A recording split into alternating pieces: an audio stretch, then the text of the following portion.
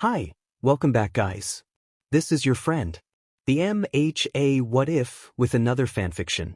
This is the first part of What If Deku Was Replaced by a King?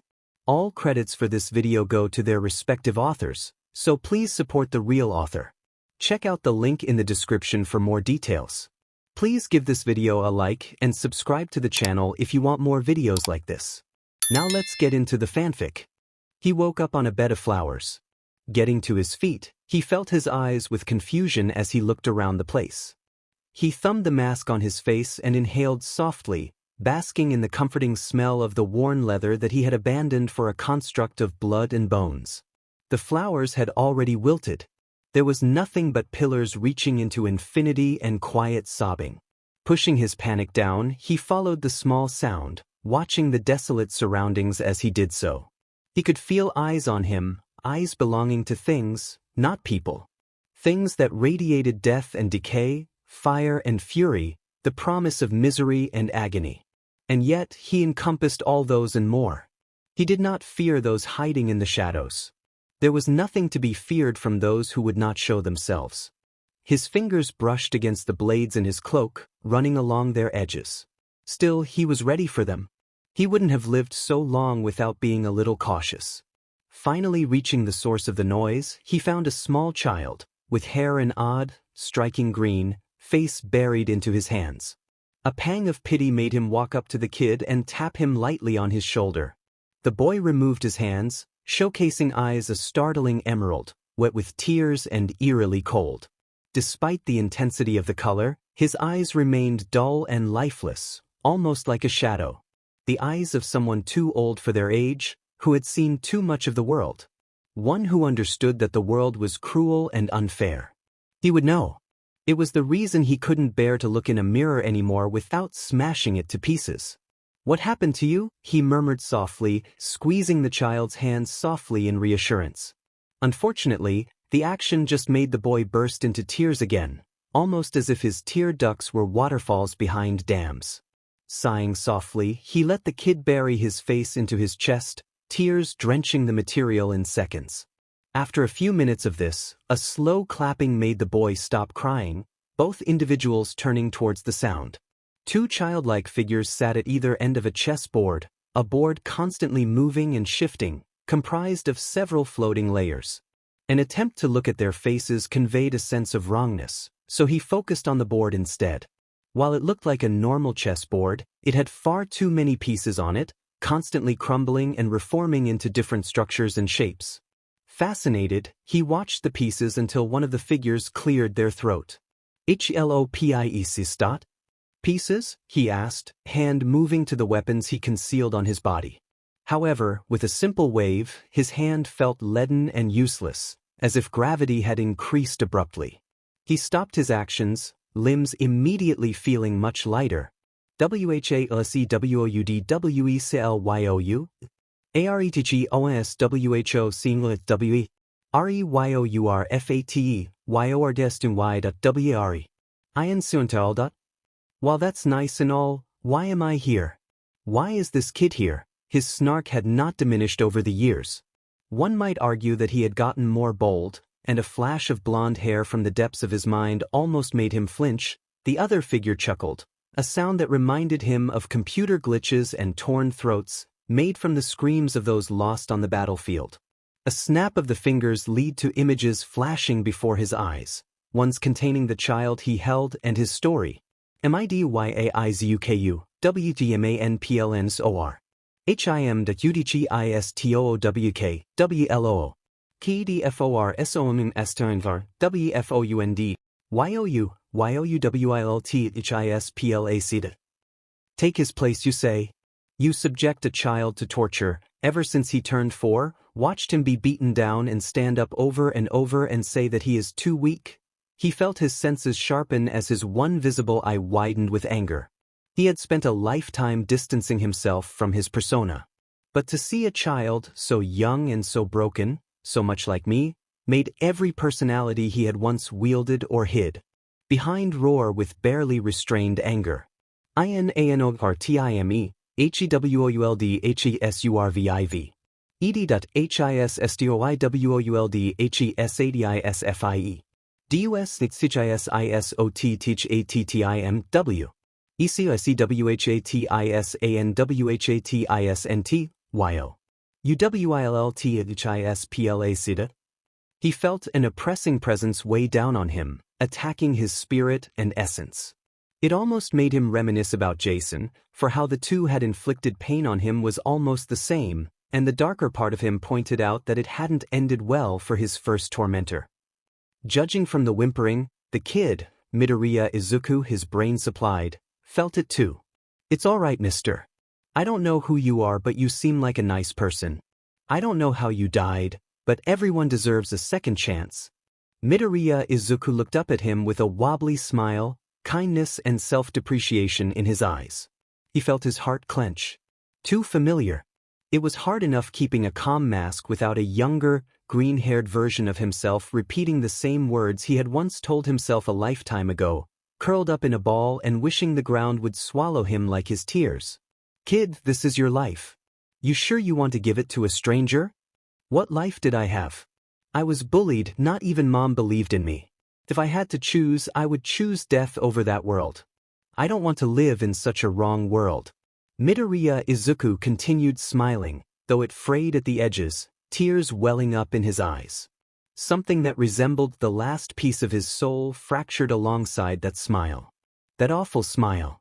YOUDONTHAVCICWILO. PREPNYOUWLWAKEUPINHI. SBODWIDA. Shut up. The rage picked up, boiled and tore at his insides, aching to be released. Even as the weight pressed down on him, he got to his feet, drawing a dagger. He pushed Midoriya behind him, making sure to create a barrier for the child. A small cut along his wrist made it spring to its full length, glowing with life and wielded with one hand while it feasted on the tainted blood dripping from him. He could feel the pressure wane as he finally took a look at the faces. Pixels and static greeted his vision, racing through each nerve and searing into his eyes. Even still, he continued watching, pain distant and held at bay. He swung the sword lazily, and the next instant, the giant chessboard was diced into neat sections, pieces unharmed. He dared not to find out what would happen if even a single one was broken. As a shrill scream escaped his throat, he spat at the gods, the beings that towered over him with no names, and even if they had names, he would not have used them. It was an interesting sight, a dwarf standing up to two titans. David and Goliath. He and his supposed masters. For all their height and size, if another person had been around to witness the exchange which would serve as the catalyst for everything to follow, they would have found the small, cloaked human much more terrifying than the eldritch gods. Why should you be the ones in control? Strings almost naked to the naked eye materialized, wrapping tightly around the two individuals as they resisted. Fire and ice, lightning and wind, creatures that should not be named and things that should not exist attacked, battering his body and crushing the pieces. He continued his screams, feeling every inch of his being ripped apart and stitched together, doused in acid and set on fire, torn into little shreds and feasted on. Yet, each time the raging volley subsided, he stood up, the wreckage of his body fixing itself every time he did so, and continued his assault. Surprisingly, his levels remained stable, enabling him to continue, grin stretching and contorting as panic and fear began to show themselves. Gods? What a joke! Each time the volley restarted, it grew weaker and weaker, until the figures were bound and not a single inch was untouched. The regal, empty land was utterly and totally destroyed. The only patch of land remaining untouched was that which held Midoriya Izuku and the ground under his feet. Breaking a knuckle, he felt a wave of satisfaction overcome him as the figures screamed in unison. They screamed for an instant and for an eternity before falling silent, writhing like insects under a magnifying glass. Ignoring them, the man walked through the wreckage, eyes drawn to two specific pawns. One had an intricate eye carved into it with red veins extending from it and creating a maze of blood. Another was cracked and chipped, yet all the more beautiful because of the damage. Touching it gave him a slight prickling sensation, as if a small current ran through it. Picking both up, he walked back to the shell-shocked boy, depositing the pieces into his lap. Midoriya Izuku. Fate had it that you would endure things other children your age would never understand just because you were destined for greatness. You have a choice now. Return to your old life and start over, or pass on into the afterlife, if there is one. Choose wisely. Mister, what about you? Aren't you going to be stuck here? Well, to be honest with you, kid, I didn't think that the first thing I did after dying would be to fight again. I was hoping my fights were over. I was planning on passing on, but, well, someone has to watch these too. My story has ended, just like those that I parted with before their time. Perhaps this is penance. If not for what I've done, then to protect those who were dancing on the strings these two manipulated. Watching the green-haired child, he smiled softly at the look of indecision on his face. A young child with a choice between dying and living. Who in their right mind would choose the former? No one, and once again his brain supplied him with images from the past. When the child raised his scarred pawn, the last thing he expected Midoriya Izuku to do was to smash it. A powerful wave of energy blew him off his feet, lightning arching from the sky and striking the boy. He got up, eyes darting to and fro, looking for an enemy that didn't exist. His panic was unfounded. Midoriya Izuku was unharmed. Eyes glowing with power and a newfound spirit, he pressed the remaining pawn into his hand before pushing him. Stepping slightly backwards due to the force, he found nothing below him. Starting to fall, he looked at the boy with shock and barely concealed horror. The boy looked back at him, crackling with electricity and truly smiling for the first time he had seen him. Kid, you can't move on if you let me use your body. Stop this. I've lived long enough, your life has barely begun. Someone has to watch these two, right? You said it yourself. Come visit me sometime, mister. I'll be here waiting. Just before he fell into the void, the man's agonized expression stretched into a pained grimace, yet his eyes held a grim determination. Before he vanished, his last words would reach the boy with power coursing through his veins and tears dripping from his eyes. Midoriya Izuku. My name is Kaneki Ken. Remember it, for I will come back. The boy grinned widely, wiping away his tears and waving goodbye. While Kaneki would not hear his words, he still said them anyway. I'll be right here, Kaneki-san. He woke up face first in a puddle of warmth. Bracing his hands against the ground, and noting how tiny they were, he got into a sitting position. The first thing Kaneki noticed was the copious amount of blood surrounding him. Red painted the walls, the floor, and was still expanding, diverting into smaller paths and leading away from the epicenter of impact. Guess Midoriya really did jump off a roof. He frowned, mood dampened by the thoughts flooding his head. Taking a good look at his new body, he noted its similarities to the child he had met cowering before proclaimed gods. Same body structure, same age, but any exposed areas were covered with scars, faint in some places and strikingly obvious in others. Staring at his reflection in the shimmering liquid before him, he forced himself to watch his new appearance, memorizing it and recognizing how he had changed Midoriya's body. For one, his Kakugan was active and much more unnatural on the youthful appearance of his new face. His other eye had a mesmerizing mix of gray and green, almost like it was constantly changing colors. His hair was, once again, a stark white. He sighed at looking like an old man again, but with green highlights along his right side. Brushing his hair into a more presentable position, Kaneki stood up and took a quick glance of the surroundings. He was in a secluded area, with the sounds of traffic coming from his right, but muffled, something in the way, and no one in sight. Looking up and guessing the most likely building the boy had leaped from, he was thankful, and slightly guilty, that Midoriya had chosen to go out without anyone being able to stop him in time. There would be a lot more explaining to do if he had woken up in a morgue, or worse still, buried under the ground. Checking his attire, he realized with some happiness that he was dressed in an outfit reminiscent of his cloak and suit battle gear, adapted from Arima. May the strongest of his masters rest in peace, and the welcome weight of his weapons anchored him for the time being. Surprisingly, his clothes were not stained with blood, which he was infinitely grateful for. Having finished his mini-analysis, Kaneki shifted away from the pool and sits against a wall, thinking. What next?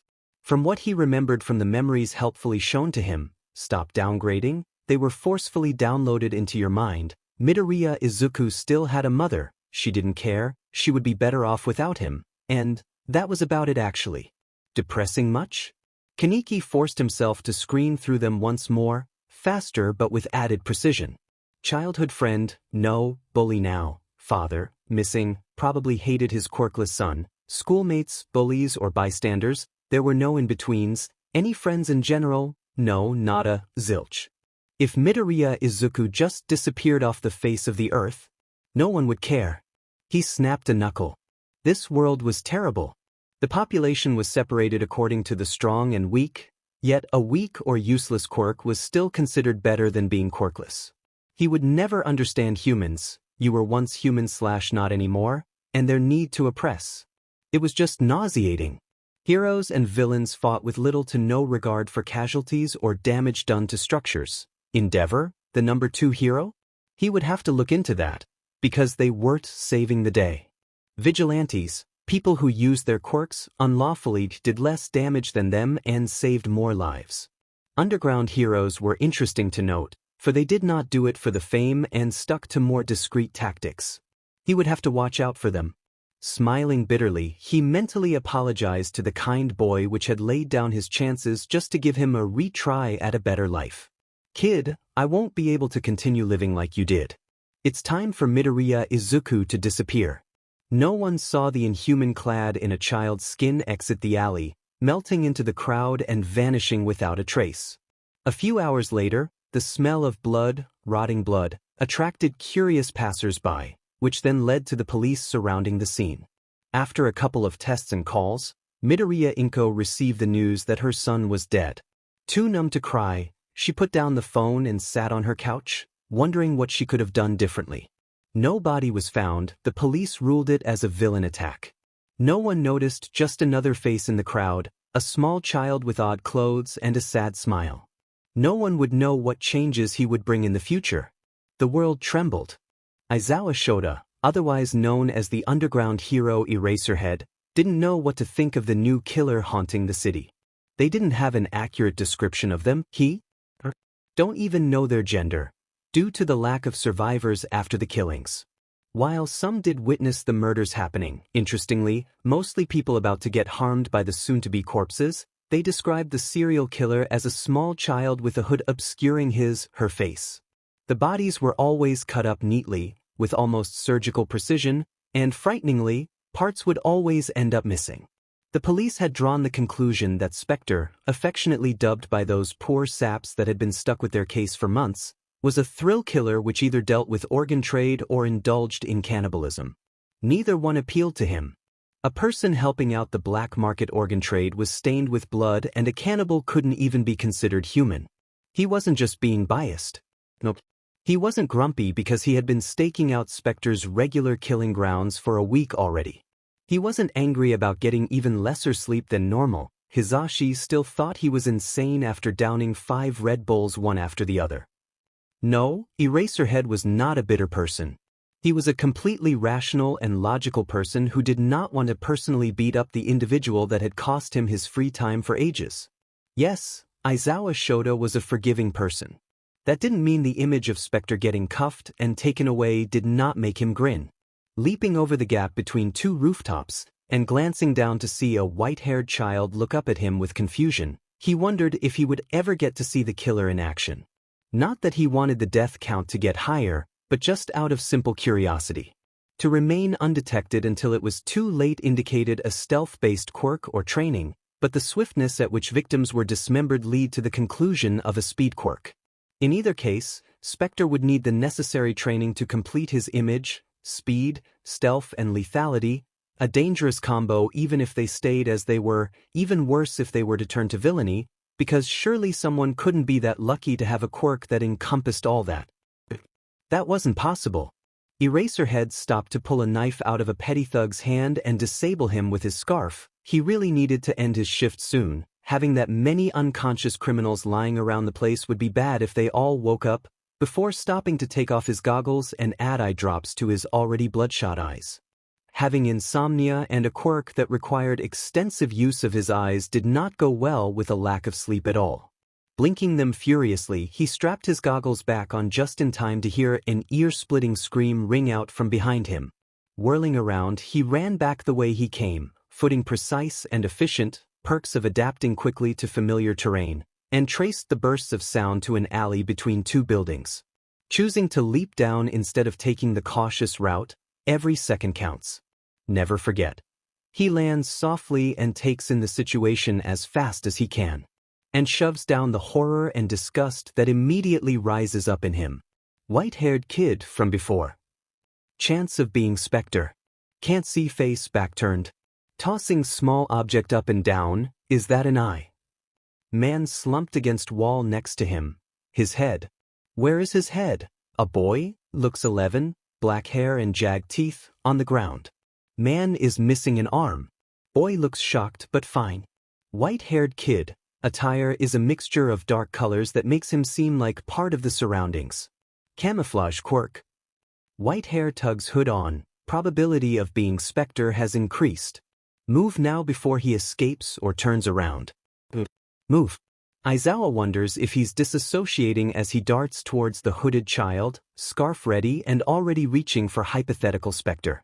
He can't feel any emotions as he glances towards the obviously dead man and stunned boy. He has no time for them. Emotions weren't necessary right now. They would just get in the way. No more blood would stain the streets. Scarf will reach Spectre and encircle him. Activate quirk to prevent him from using his against me. Move as fast and as silently as possible. They do not seem to have noticed me. After capture, knock them out and immediately call the police. Reinforcements may be necessary, medical attention more so. Raise defense, rely on instincts. His fighting ability is unknown. Don't drop guard. As predicted, his scarf wraps around them and Spectre drops the object with an undignified squeak. Yet, he makes no move to free himself, instead just standing there, seemingly oblivious to the danger behind him. Nevertheless, Eraserhead keeps his quirk active and readies a hand. Better safe than sorry. Focus on ending this as fast as possible.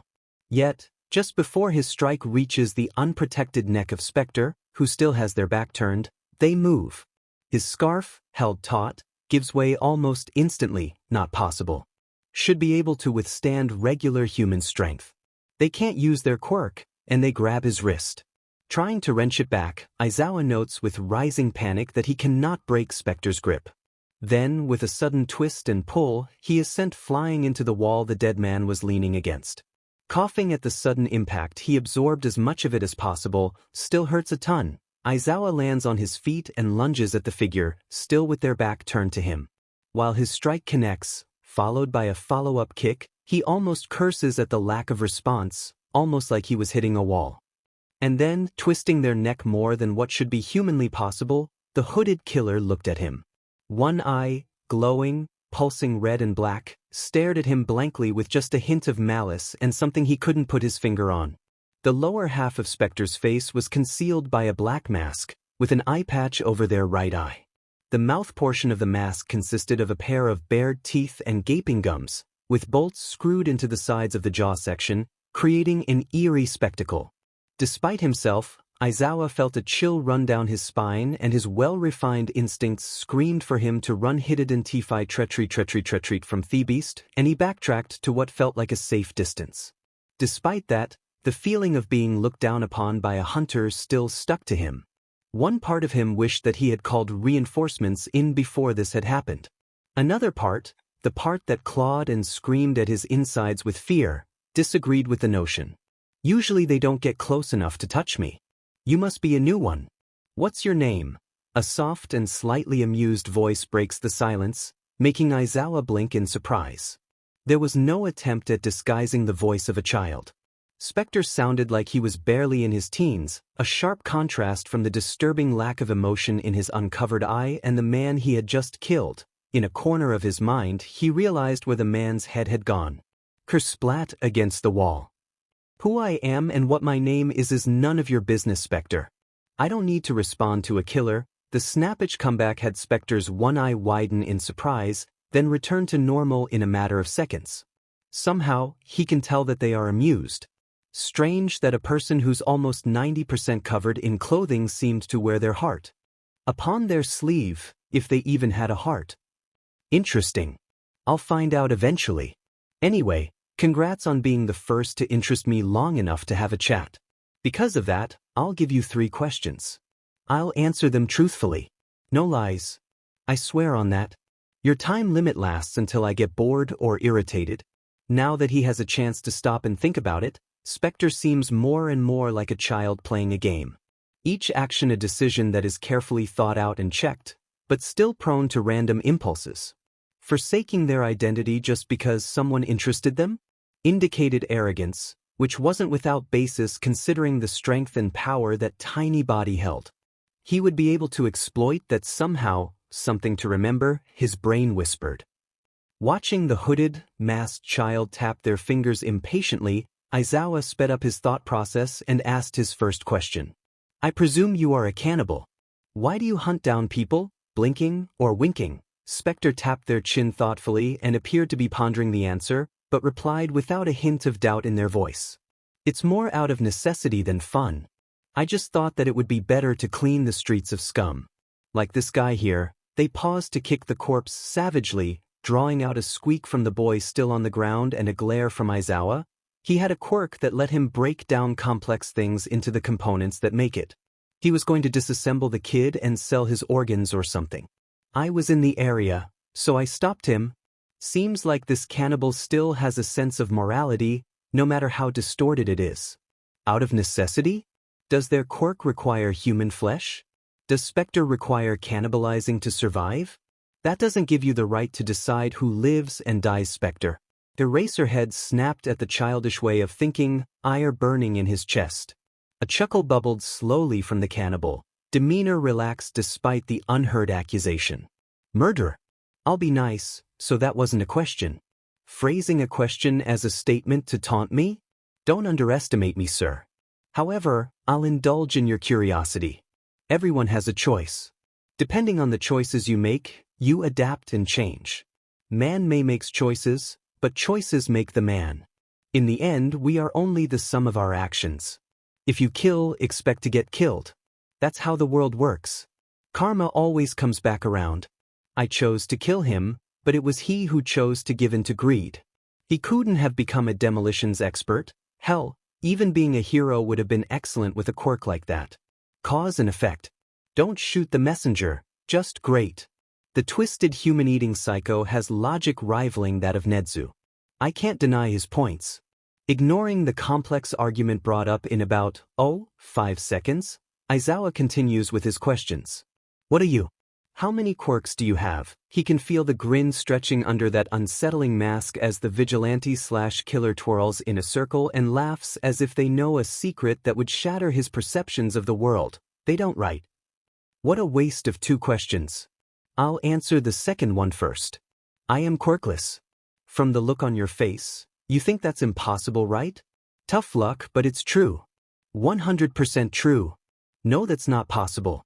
The strength and durability plus speed and stealth are all possible if they have an all-round quirk, but being quirkless? No killer could have eluded the police for so long without a quirk.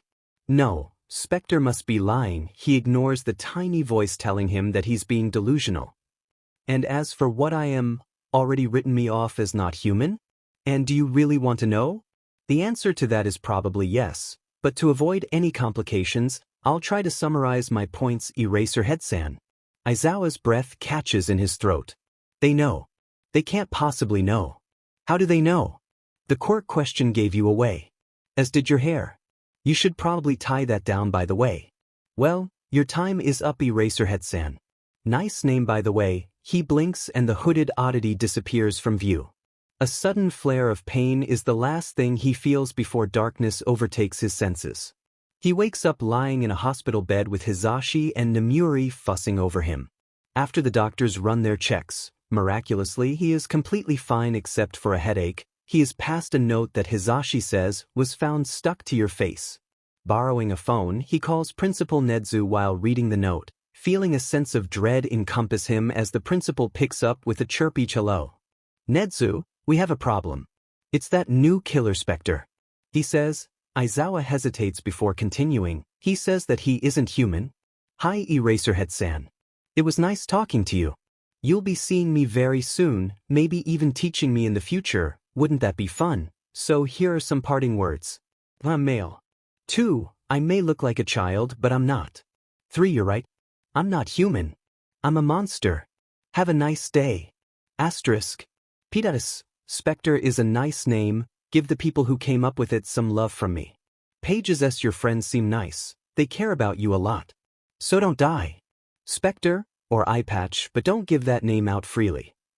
Nedu was busying himself with the tea set he produced from thin air. Did geniuses like showing off their magic tricks or something? While Aizawa recounted his fight with the new vigilante/cannibal/serial murderer. From time to time, Nedu, was he a he?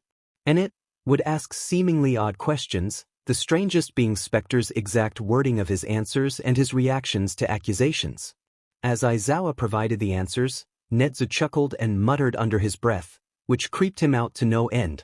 As he finished with his defeat in a single blow, Nedu finally sat down and poured 2 cups of tea, immediately sipping at one despite the clear heat he could feel emanating from the cup.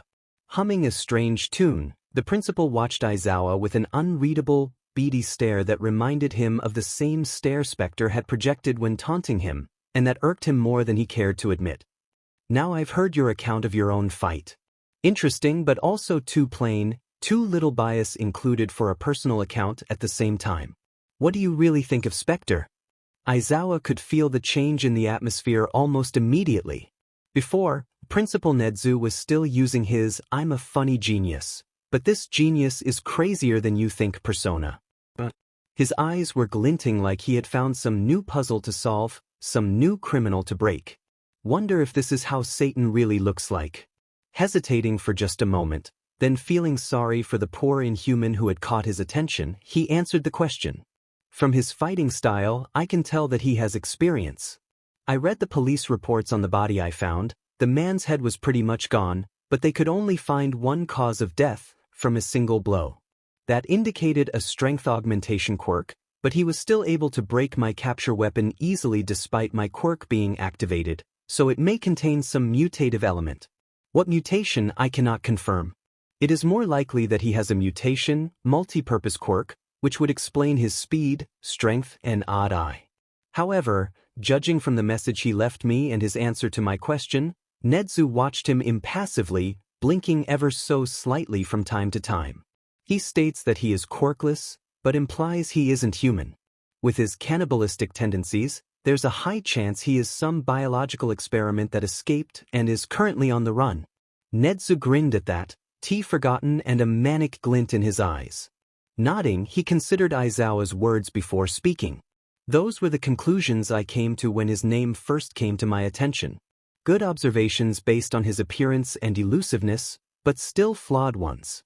With a little more digging, I managed to find some things that seemed like coincidences, but upon further analysis revealed something intriguing. He pressed a button and a series of images were projected into the air, some recognizable, crime scenes, others just circled people and grainy footage from security cameras. Time and date stamps were present in every single one and the pictures seemed to be grouped by them.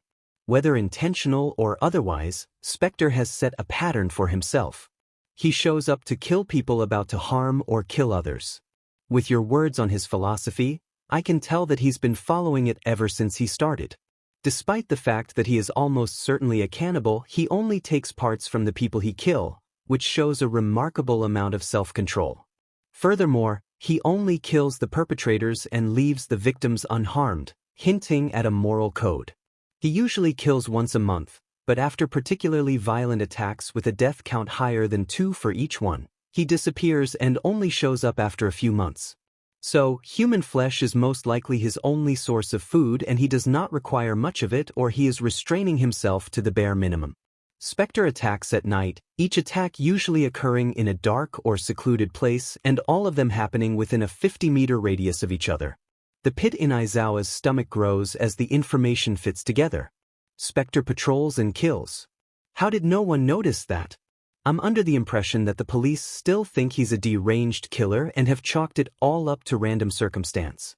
However, the area in which he always shows up does have a higher number of police and hero patrols, so they clearly know some of it. Now, without information, we cannot confirm if he is an experiment or just an experienced liar. So Aizawa, what should we do? The expression, what little he can discern of it, Nedu wears blatantly screams that he expects Aizawa to already have a solution. So, thoughts running quickly and ideas being dismissed just as fast, he finds that the optimal solution comes to him easily and answers. Based on the fact that Spectre has just killed and his killing patterns, we can set a trap for him and get the information straight from the source. Exactly. Nedu watches, for once, not from his monitors but in person as some of the teachers from UA enact a scene that has been repeated, with variations and tweaks, in 10 different locations across 2 weeks. He has seen all of them, in person more so. To his disappointment, and a little glee, Spectre does not show up either because he has enough sustenance or he can see the trap. Neither appeals to him, because they would need to resort to more drastic measures otherwise. Before he can call off the simulation and go back to UA for another round of brainstorming, a raspy but clear voice rings out behind him. I don't suppose you're the one who's behind all this? It doesn't take a genius to react upon hearing someone who was apparently stealthy enough to avoid his equipment, but before he can notify anyone, or press the panic button located in his watch, all the electronics on him and near him hum, heat up and stop working. Forcing an expression of calm, Nedu turns around. While he can see the similarities to Aizawa's description and the police sketch, something was off. Well, make that many somethings. Firstly, the whole electronic device shorting out thing. Unrelated, never seen, never used. Spectre? No longer had white hair. Instead, the strands forming the mop of hair he had were colored so dark a black that he felt as if the surroundings were slowly being drained of color, sucked into the void of his hair. He was still wearing the odd mask that had been the one thing Aizawa remembered clearly, yet the eye patch was flipped, uncovered eye a dark gray instead of the pulsating red and black previously encountered. The chill Aizawa described, an almost primal instinct, more hints to the true identity of their mystery man, made Nezu's fur stand on end, but he could tell that it was being dialed back, suppressed even. Spectre, Black's first course of action was to short out the electronics. Conclusion? The ghost had been following, perhaps even watching the various tries to draw him out. Well, his previous question had been answered. Why would I be behind this? I am just a lowly animal serving a greater cause. So, I'm not good with faces, but those eyes remind me of a certain principle. I presume you are the individual named Spectre? I could be. I could also be his twin. No denial then. Before you do to me what you do to those you hunt, I would like to extend a deal to you. I'm listening. I would like you to peacefully turn yourself in. Once you are unmasked, I will then deem you to be under my supervision. We can then work together to solve whatever problems you have without resorting to unsanctioned mass murder. Spectre, Black, laughs at that, a bitter, sharp sound that causes Nezu's scar to throb. He pops a knuckle, a sickening crack that seems to focus his attention. His body posture changes from a straight, almost rigid stance to a much more relaxed one. In his one visible eye, Nedu can see a dark sadness, and it reminds him of many people, all might, not enough of his mentor left to bury, countless widows and widowers after their hero partners perish in the line of duty. Children asking for their parents, that childlike denial soon giving way to anguish. Behind that eye, doors slam shut, lock themselves and disappear. The gleeful smile on his mask looks less crazed and infinitely sadder than it should have been, considering it was part of a face piece. Tried. Whatever you've thought of, I've tried. Either I don't have the funding or the power to carry out my plans. So unless you're a filthy rich, whatever you are, I'll be taking my leave now, thank you very much. I don't enjoy killing, no matter what Shiro likes to say. Be seeing ya? Spectre, Black, makes to step off the roof, pausing only because Nedu calls out. I do admit that I have confidence that I have enough money to fund what you need. Does that change your decisions? No. Maybe. I'll see you around. I'm afraid I can't let you leave unless you surrender. I'm afraid I can't comply. Plus, I don't think you're going to stop me. I won't. He will. Perfect timing. Nedu feels himself get grabbed by a large hand, whisked to another roof, close enough to watch but far enough to not be a liability. Spectre, black, pulls a small blade from his sleeve and deftly blocks a blow to the chest, grunting when the blade snaps and the punch still connects. He impacts loudly with a neighboring building, enough to alert the heroes below to look up, startle and book it before gravity takes its course and the male falls to the ground inches away from them as someone lands next to the shallow crater, reaching for the prone figure and restraining him. The number one hero smiles, then asks in a booming voice for the twitching victim to give up. When his movements continue, All Might tightens his grip, cracks now webbing from the force of which the person he holds is pressed into the depression he made.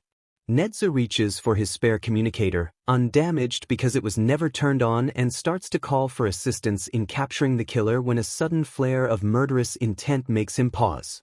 In a blink, All Might stumbles back in shock, hissing as blood drips from what seems to be a bite wound in his right hand.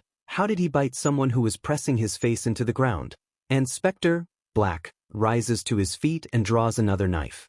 Poking at a bloodstain with it, the knife expands to the length and structure of a katana, glowing a faint red and veins tracing the length of the blade from one end to another. Holding it in a defensive position, he glares challengingly at the number one hero, much to their disbelief. After all, when faced with the symbol of peace, only the worst of villains refuse to give up, and Nedu hoped that it wasn't the case with the new killer. All Might recovers quickly, blurring out of view to launch several devastating blows, each holding enough force to take out a villain with a decent hardening quirk and dealt at such high speeds that Ingenium would be hard-pressed to catch up.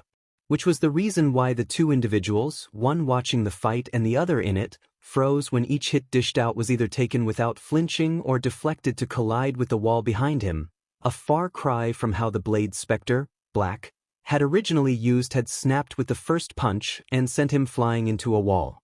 It is because of this minuscule pause that gives the oddity in their midst time to dart past All Might and run straight up the obstacle in his path, disappearing within seconds.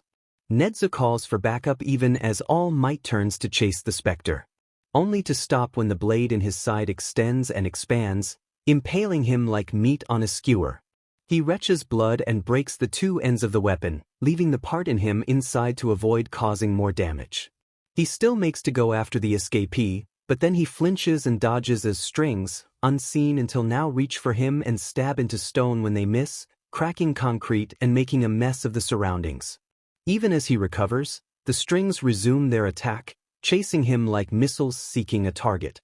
All Might bats them aside, using a well-placed smash to clear the area.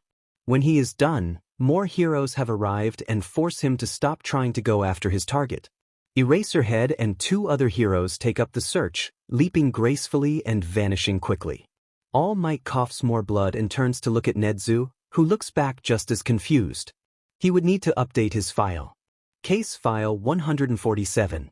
Known alias, Spectre, but has told Eraserhead that he would prefer to be called Eyepatch. Description: always in dark clothing with a half mask and an eye patch. Eye patch is over the right eye, except on redacted, when the eye patch was flipped. In possession of several blades, number unknown, made of redacted, and are capable of changing shape and size when in contact with redacted. Threat level, extremely high. Has escaped from redacted, and has only been caught in 2 confrontations. Hints at being a cannibal, but it is suggested that he is a redacted. Further interactions will prove key to subduing him. Allies, none. However, another version has mentioned a Chiro and hints at there being multiple specters. Do not engage. Do not observe.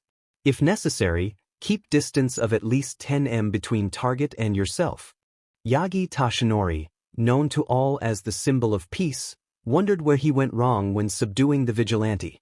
Not only did Spectre escape, almost unharmed, he, the supposed undefeated hero, had gotten seriously injured. The sword had been rammed straight into the scar from All for One, then tore a path through the more healed portions of his body. Recovery Girl had a rage-induced breakdown when she was called in to help patch up his wounds, yelling at him about knowing his limits and underestimating people, which he couldn't deny. When Spectre had buckled under the first hit, he thought that it would be easy to capture him, that he only relied on stealth and speed to kill his victims. A glass cannon that could be taken by surprise and destroyed with a single hit. He had been holding back, for they had to bring in the killer alive, but he did not have to dial his strength back that much. While the first strike had caught his opponent off guard, he recovered and reacted faster than Toshinori could anticipate, tanking the several hits of a greater magnitude and showing finesse with his sword. And because of that carelessness, Spectre had escaped. Nedu had already stated that they had one shot, one stab in the dark before he knew of their intentions. When diplomacy had failed, he was supposed to be the trump card to end the serial murders before they could stretch out any longer. Now Spectre was running free, already knowing of their ruses and wary of their attempts to arrest him. The heroes were supposed to succeed, were supposed to do what the police tried to, but couldn't.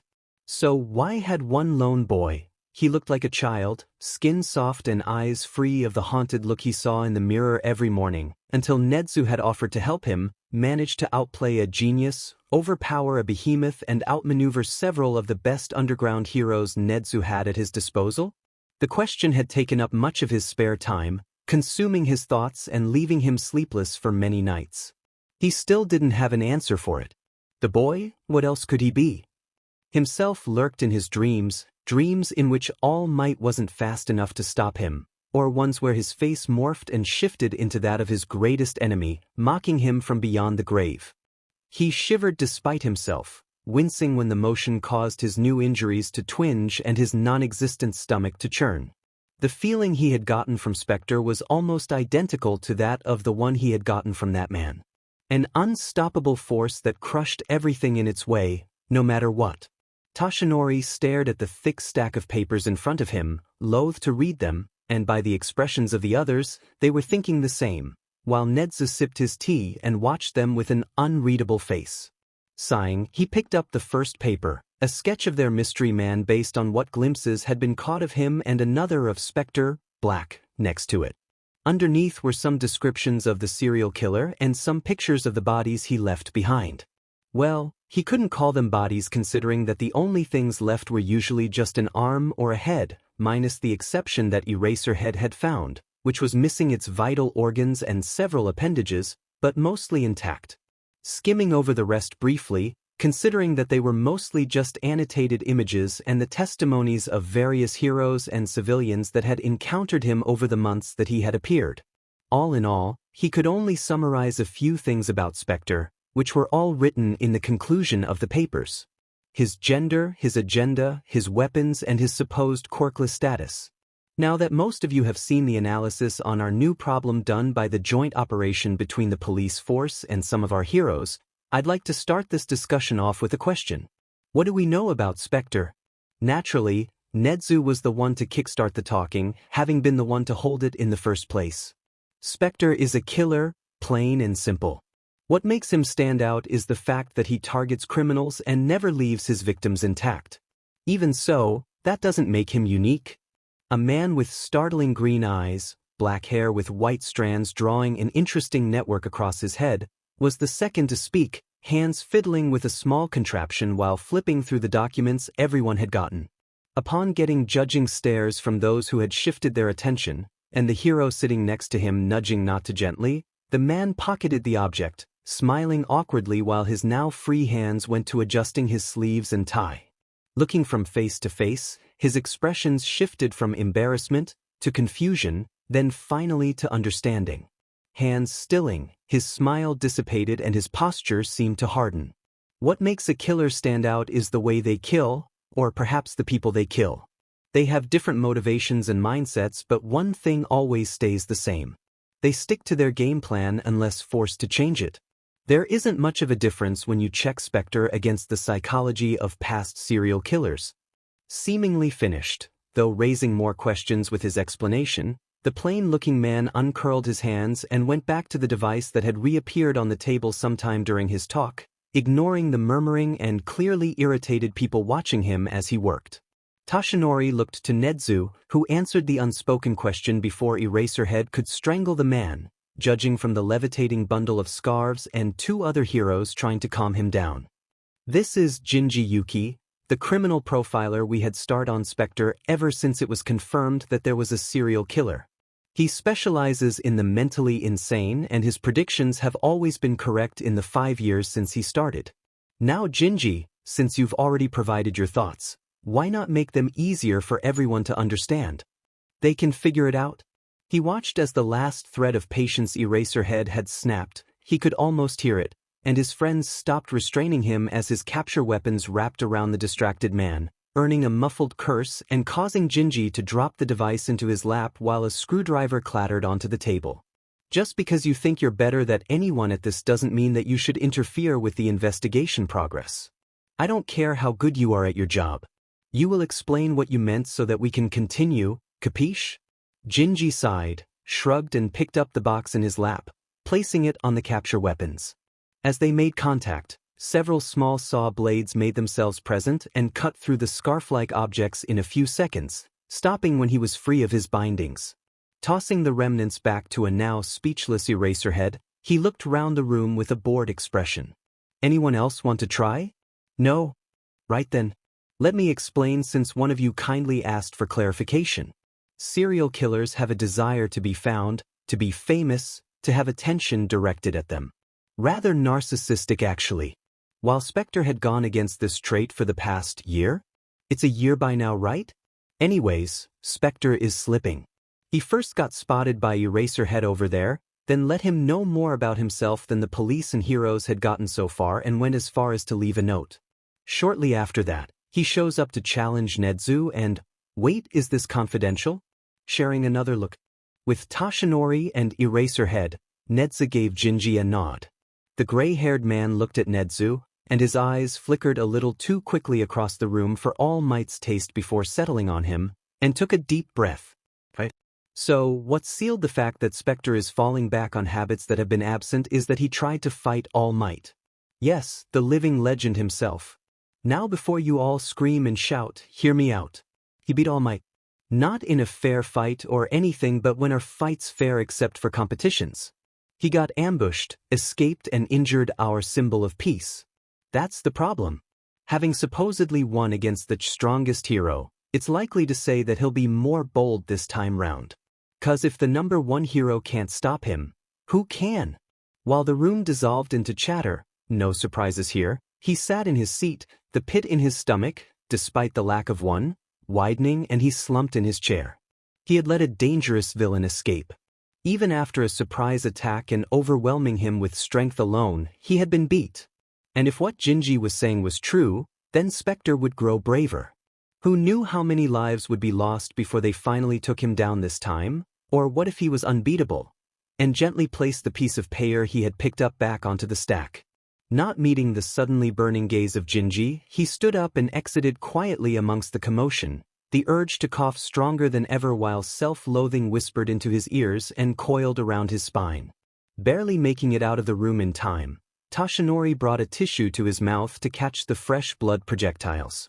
After several minutes and tissues, he recovered enough to move to a bench opposite the door, pretending not to see the police officers who had stopped their work to watch him out of the corner of their eyes, whispering fervently. He only raised his head when the overhead light was blocked out by a new shadow. Gingi Yuki watched him, face unreadable, while his eyes shifted from the corners of Toshinori's mouth to the tissue wadded up in his hands.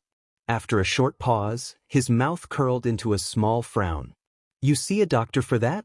It's nothing serious. My organs were damaged after an accident and the side effects caused this. It comes and goes, but I've gotten used to it.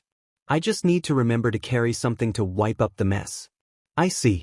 In case you didn't already know, my name's Gingi Yuki. People call me Jin. Your name is?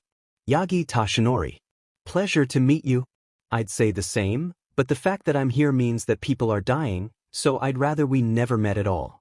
Sorry for being frank, but if you're done, we need to get back inside. They've probably stopped arguing. No offense taken. We should be back in there, shouldn't we? So, now that you've settled your arguments, I hope you have at least, let's proceed to the game plan. Principal Nedu? We attempted to bring Spectre in peacefully, But seeing as that didn't work, we tried to take him in forcefully. That did not end very well too. According to his current profiling, Spectre will most likely go into hiding, but resurface a few weeks later. Our current objective is to find out more about him. Where he lives, who he knows, any scrap of information will be essential to combat him. We'll have people investigating, led by the police force, while the heroes will continue patrolling his target area. Once he comes back, we'll be ready for him. Any questions? Well then, your files contain your objective and who you will be working with. Good luck. Toshinori walked back to his house, pondering the events that had happened. Gingi had gave him a card with his phone number and address before taking off, disappearing before anyone could stop him. As per Nezu's request, his current job was to rest, with several warnings from Recovery Girl attached to the back of the paper, until he could be called in to help out. Taking out his phone, his hand hovered over the contact details of his sensei, hesitating briefly on the call button before turning it off. While his sensei was still considered a pro hero, in reality, the license was really only permission for him to use his quirk freely. He already had enough on his plate. He didn't need his student to bother him with a new serial killer, even though Spectre's movements eerily reminded him of Gran Torino, or ask for more advice. The phantom sensation of throwing up disrupted his walk for a few moments. He was the #1 hero. He could do it on his own, despite failing the first time. Preoccupied with his thoughts, he didn't notice the hooded teenager glued to his phone until the two bumped into each other.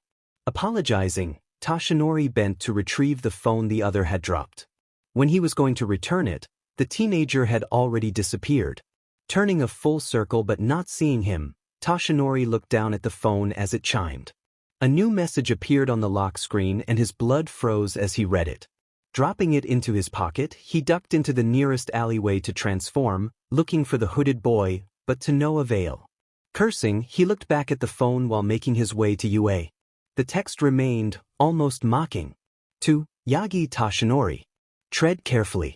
We wouldn't want your injuries to act up again, would we? I'm thinking of taking a break, so have fun trying to catch me. Don't you think the students in Yui Academy look so cute? Teenagers with bright dreams and strong quirks. Is that really all there is to being a hero? You and the rest of this society are pathetic. You step on those without quirks, or perhaps those with weak ones because everything requires a quirk, doesn't it? How can you say that when you never had one in the first place? You made me mad. For that, I'm going to tear this system down brick by brick. I'll show them what quirkless people are capable of.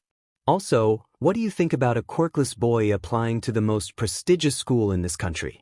Spectre. Needless to say, select members of the police force and the heroes had been very worried. First, Spectre had flown under the radar, made his debut, threatened the very foundation of society, and then disappeared. The joint team force had been vigilant ever since the message had been dropped to All Might, and to an even smaller amount of people. This was more alarming because it had been delivered to Yagi Toshinori, but years of waiting had exhausted them. In the days after his ominous declaration of war, everyone had been on high alert.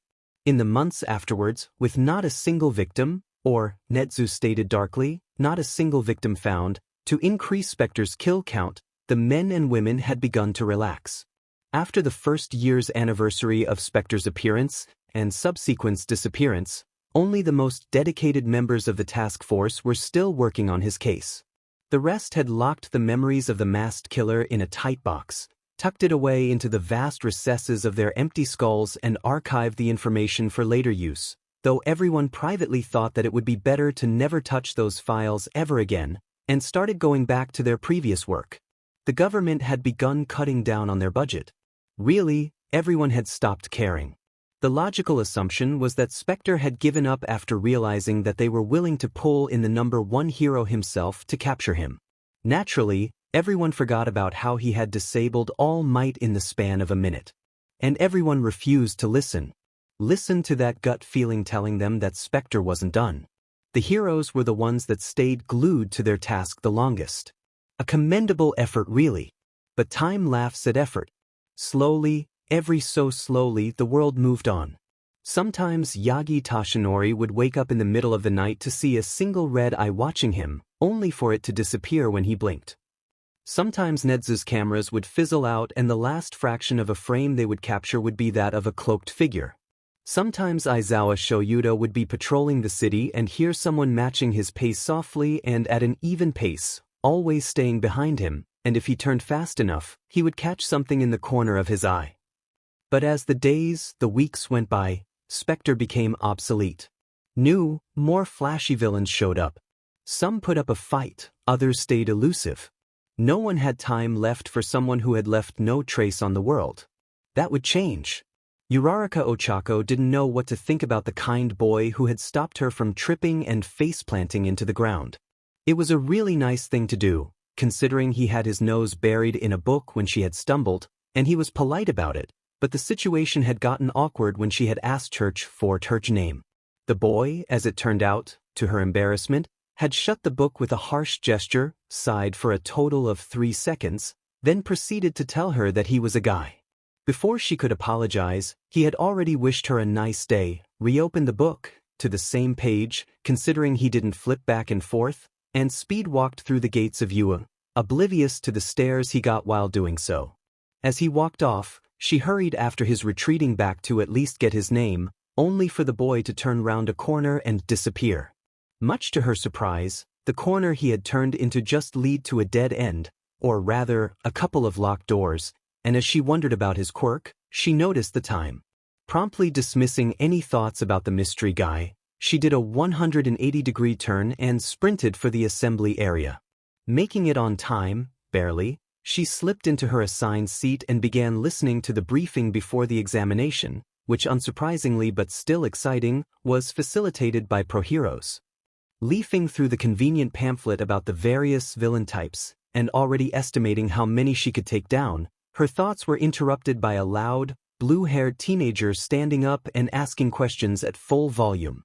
Geez, did no one teach him about having an inside voice? One thing that stood out, and was absolutely hilarious, at least to her, was that his hands started chopping the air, like a robot, she mused. He finished up by demanding an explanation, then turning around and pointing into his bemused audience.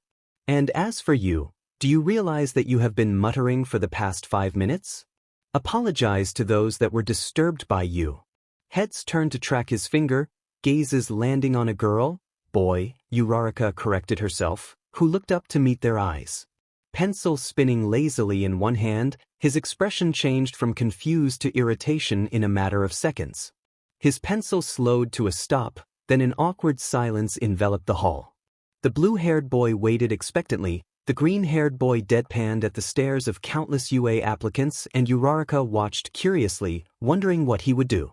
The boy smiled, a grin filled with way too much teeth, and if she was feeling creative, she would call it a snarl, and the pencil snapped abruptly.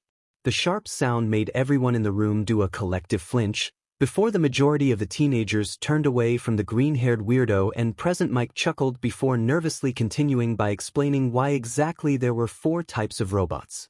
Uraraka watched the blue-haired boy toss a disapproving look towards the silent guy before turning back to thank present Mike, once again in a booming voice, for his explanation. The teenager sighed slightly, shoulders sagging before he pulled out another pencil and returned to scribbling on a piece of paper. With the show over, she reluctantly returned her attention to the conclusion of the talk, hoping that she would be able to talk, read, apologize, to him later. She watched the guy continue reading his book while running over the things she had prepared in her head, and unfortunately, realized that her anti-motion sickness medicine had gone missing, and started walking over to properly introduce herself, before the blue-haired boy, Ida? The name sounded familiar. Stepped into her path. Luckily, she wasn't the source of his, rather rude, attention.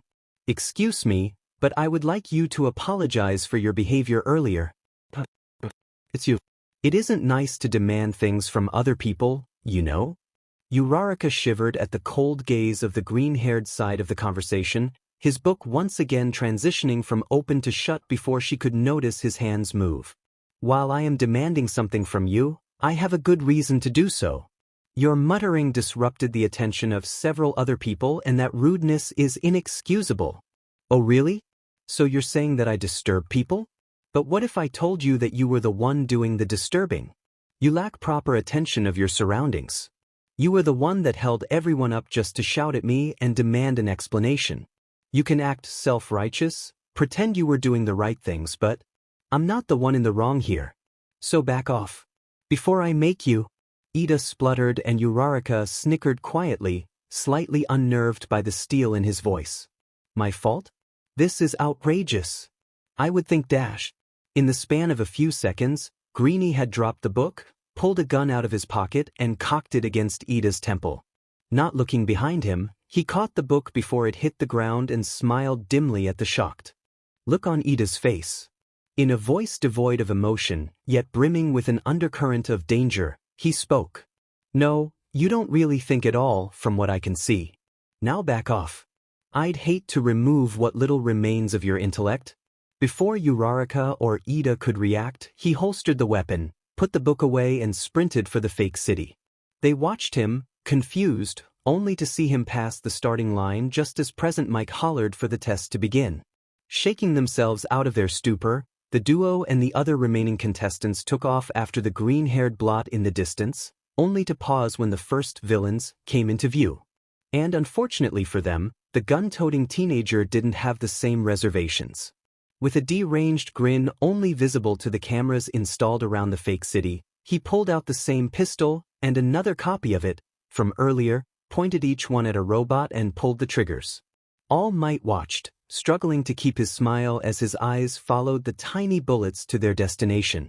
As soon as they hit, twin explosions bloomed, the smoke clearing to reveal the mangled remains of the robots' heads as they slowly fell to the ground.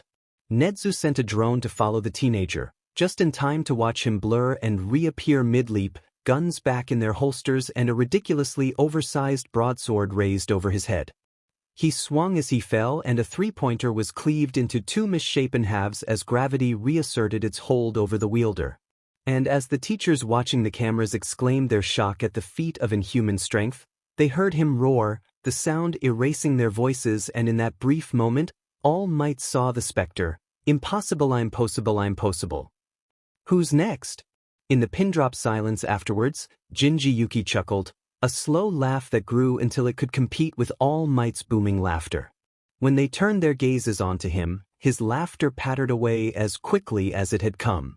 What? Can't someone be proud of their protege? Present Mike winced at the feedback from the earpiece he had as the calmness of the situation in the supervision room erupted into chaos at that statement. Turning his attention back to the shell-shocked students and one green demon pouncing from faux villain to villain, he sighed and pulled out some popcorn to watch the show. It would seem like there would be a clear winner for this section of the fake city. While she was doing well, Uraraka couldn't help but feel disappointed in her score as a green blur of motion brushed past her for the umpteenth time, laughing as he did, this time sporting a thin blade held loosely in one hand. Lunging at a one-pointer, he pierced through its eye section and left the saber there before backflipping and landing, somehow without his legs breaking, softly before running off to pull someone out of the path of the robot as it began its descent to meet the ground. First he had pointed a gun at someone's head and threatened to pull the trigger, then used the same pistol to turn a robot's head into a smoking, melted crater. She shuddered at the image of that hole in someone's head, and started pulling weapon after weapon out of, somewhere, outlandish, crazy swords and spears and rifles that he just discarded after their use was over, though she did see them disappear after a while. Then while the unfortunate members of this section of the false city were still reeling from the insanity, and jumping when he shouted to the heavens, he proceeded to clean sweep every bot in a 10-meter radius, showing not a single hint of his quirk, unless it was some all-round one like All Might's quirk, which was really cool and unfair. Needless to say, she was still hearing people curse him even 20 minutes into the test. If she were being a lesser person, she would be one of the ones not so discreetly attempting to sabotage him. But, as she wasn't, Uraraka just stuck with amping up her efforts to get points as he darted around, this time sporting a scythe, of all things.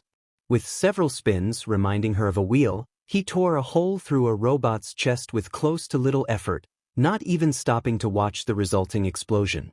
Instead, he chose to yank a purple-haired boy from his position, whisper into his ear and take off again.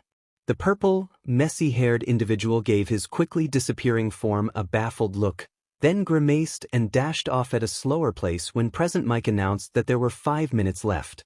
Uraraka pushed Greenie's oddities out of her head and continued destroying robots, nausea rising in her and occasionally stopping to retch for a few seconds, waiting for her stomach to settle. After a particularly heavy lift, she held her breath as bile stung the back of her throat, almost making its way into her mouth before she forced it down. Taking a moment to rest and lay her head against the cool surface of a building, props to the designers and heroes involved in the construction, she wasn't fast enough to move out of the way when the zero-pointer finally made its appearance. Just as her head snapped up towards the source of the sudden shuddering of the floor, a colossal piece of wreckage was already hurtling towards her. Kicking off the wall just before the truck-sized piece of rubble hit her head-on, she managed to get out of the injury zone.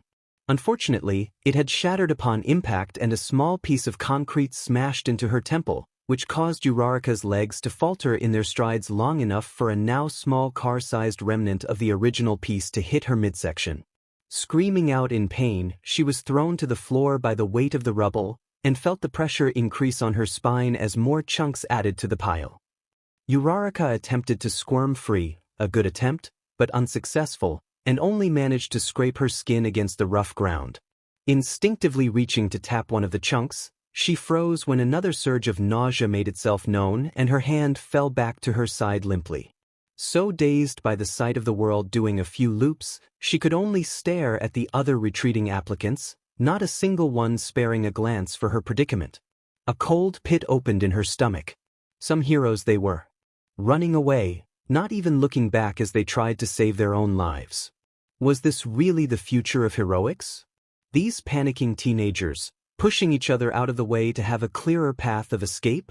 Sighing, she resumed her struggles, a cry for help dying before it could even get out of her throat. As the ground tremors got closer, she struggled harder, getting out from under the wreckage inch by inch as she did so. When only her legs were stuck under the stones, a large shadow cast itself over her, almost like a shroud. Uraraka looked up, just in time to watch a giant foot step on the objects she was trapped under. A good thing, for there was now nothing blocking her path to freedom. Bad news, the concrete wasn't the only thing ground into the dirt. Now screaming, or rather tearing at her vocal cords, tears rolled down her face as her legs radiated pain, which was subsequently dulled by the adrenaline and shock. Not even in the right state of mind to drag herself to safety, she mumbled incoherently as the leg raised again to finish what it started, almost taunting the onlookers with how slow the ascent and descent was.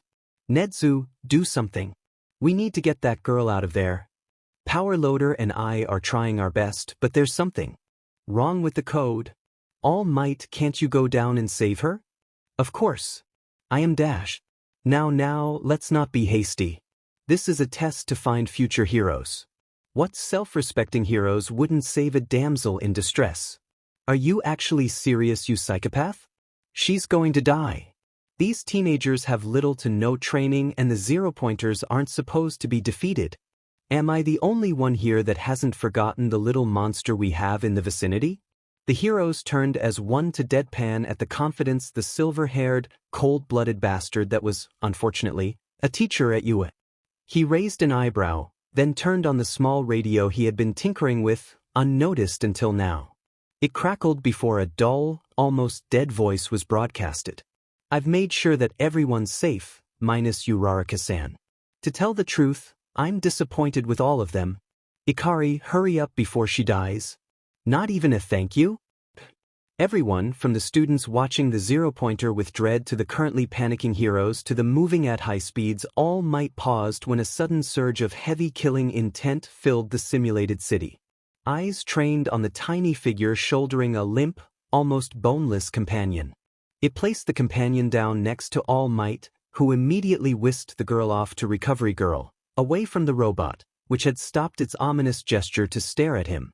As the robot lunged with an arm much faster than one would expect from the size of it, they flinched as it collided with the figure.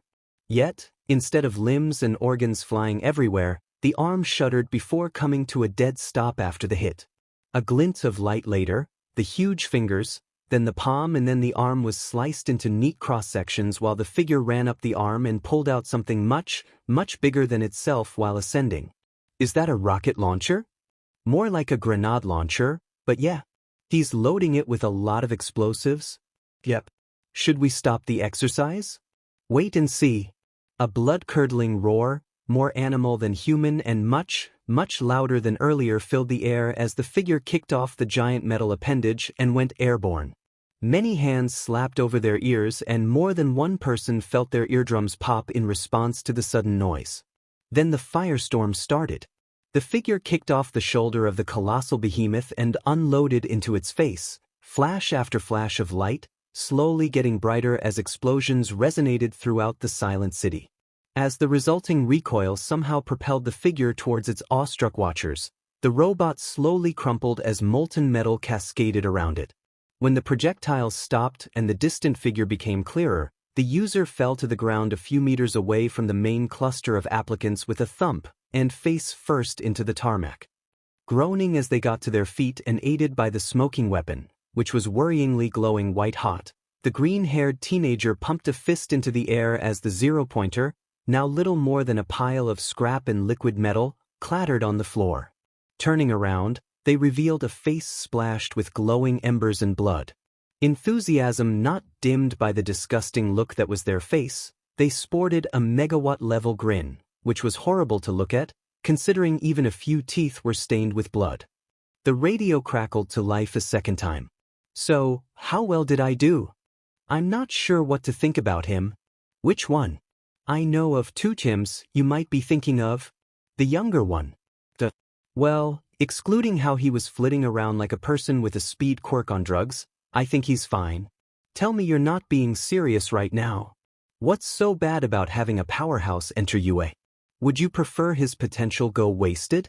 That's not what I mean, and you know it. The kid's a monster. Pulling weapons from nowhere, rigging pistols with explosive ammunition, and threatening to pull the trigger on another student. What makes you think that he's going to become a good hero? You, of all people, should understand that quirks don't make the man. It's not how villainous or plain your quirk can be. It's how you use it. From what we've seen, Ida Tenya was the one who instigated the warning and subsequent threat. It's not his quirk. He pulled a gun on someone. Sure, maybe people do it with fake guns and props, but his was real. You saw what it did to that one pointer. What would it have done if it was fired in the midst of a crowd? We took that into account, of course. Originally, we weren't going to clear maybe half of his weapons, but he demonstrated their safety features. When pointed in the general direction of a human in their striking range, his physical weapons literally dismantle themselves.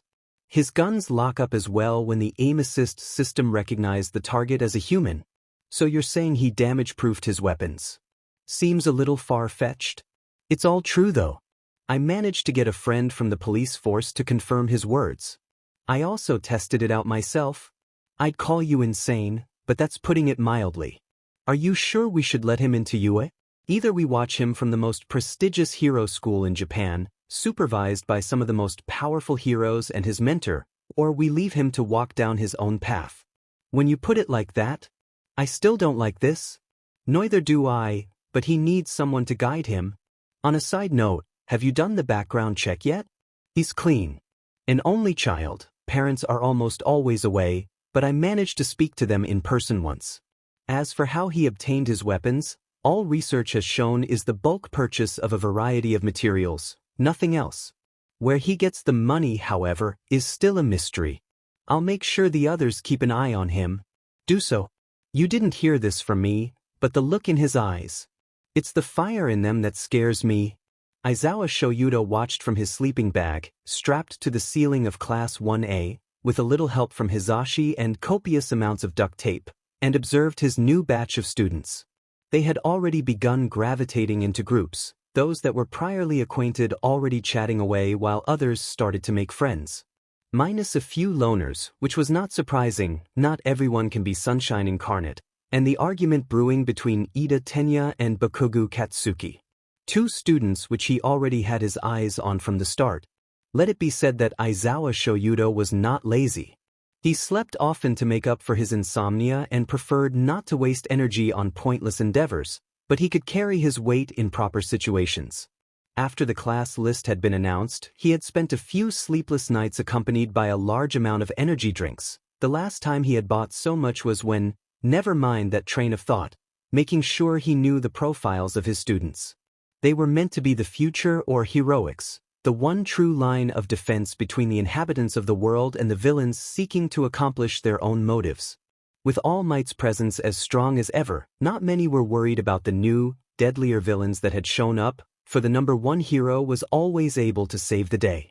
Then again, not many people knew that the living legend was running on fumes. Already reduced to a measly time limit of 3 hours, he was further hindered by the one mark Spectre had left on the world before vanishing. No amount of medical attention, nor any type of healing or repairing quirk was able to remove the wound, only diminishing its effect on the hero. It was a grim reminder that they always had to be better. After all, the next Spectre might stick around longer. Or worse still, the original might come back. Bakugo Katsuki. Explosion. A highly versatile quirk in the hands of a proper vessel, but much more dangerous than what people expected. With his short-tempered manner and a lack of ability to pull his punches, Bakugo Katsuki was essentially a bomb waiting to go off. Ida Tenya. Engine. Like other members of the Ingenium family, he prided himself on his speed. Unfortunately, he lacked the adaptability his older brother had, a stickler for rules, rigid and unforgiving. The argument between the two, which had been started over Bakugo's lack of respect for school property, was slowly dissolving into a shouting match, Ida already incensed and voice booming, while Bakugo's temper ticked down when his opponent refused to let up. About to resort to blows, the two were stopped when the door opened and closed quietly, punctuated by a groan when the individual saw the bickering pair. All eyes turning to the source of the dead-sounding voice, some blinked at the unassuming figure that had just walked in, while others gulped at seeing the two holsters attached to his waist. As for the two people about to fight, Bakugo narrowed his eyes while Ida pointed a finger at him, a look of rage on his face. Before he could shatter everyone's eardrums, the figure spoke. Has no one noticed the caterpillar man stuck to the ceiling? And, as eyes flickered to the now bemused Aizawa, he smirked when the majority of his new students shrieked, even eliciting a brief flicker of shock from the deadpan face of Todoroki Shudo. The newcomer was perceptive, or had known beforehand. The smirk dimmed when he remembered the animalistic expression on his face during the entrance examination. Slapping on a disgruntled look, he strained against the duct tape for a moment before it gave way, sending his sleeping bag-cloaked form crashing face first into the floor, drawing more exclamations of surprise from observers. Inwardly laughing at the flustered teenagers, he rolled to face them, before unzipping the bag and standing up. Folding it neatly, what could he say? He actually liked the bag, and striding over to the front of the classroom, he waited patiently for the class to settle down, sitting in their allocated seats while counting how long they'd take to do so. Sparing a quick glance for the hint of a smile twitching at the edges of Ikari's lips, he feels what little energy he had left drain out of his body. It took you 10 seconds to settle down. Sloppy. We'll have to shorten that time by at least 4 seconds. He pulls one of the school's gym uniforms out of the drawer in front of him for dramatic effect. You can call me Aizawa-sensei. I will be your homeroom teacher for this year. Change and meet me at the training grounds in 10 minutes. We'll be doing a quirk apprehension test. Aizawa-sensei, what about the opening ceremony?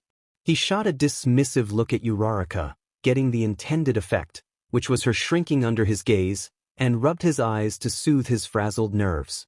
The ceremony is a waste of time. UA prides itself on flexibility. You'll be skipping it. He walks out of the classroom, waits beside the door for about 3 seconds before poking his head back into the classroom. Whoever takes more than 10 minutes will get expelled. Finally walking off, he hears the uproar erupt in class while making his way down the hallway, concealing his smile behind a hand. But when a pair of footsteps echo behind him and match his pace, he spins around, instincts screaming like they did whenever he went into a fight knowing he wouldn't win. Meeting the blank face of one Shurikari, he forces his expression into one of absolute calm before asking a question. Can I help you? Yuki-sensei talks quite a bit about you. Don't mind me, I've already changed. Glancing at his attire, Aizawa was impressed and concerned, when Sure immediately took off his shirt and revealed the second shirt underneath, and he can only hope it's the same for the teenager's pants.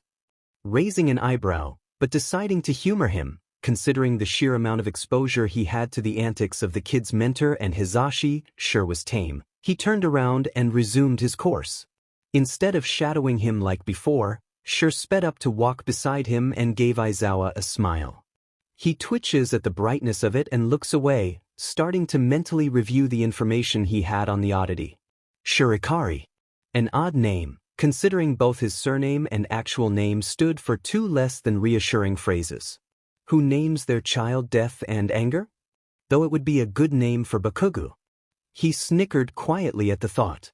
The two hand cannons, affectionately dubbed by Gingi Yuki, were always present on his waist, and considering the numerous police reports he had found about Sure getting arrested for fighting officers after they attempted to take him in because of his guns, he was attached to them, both literally and figuratively.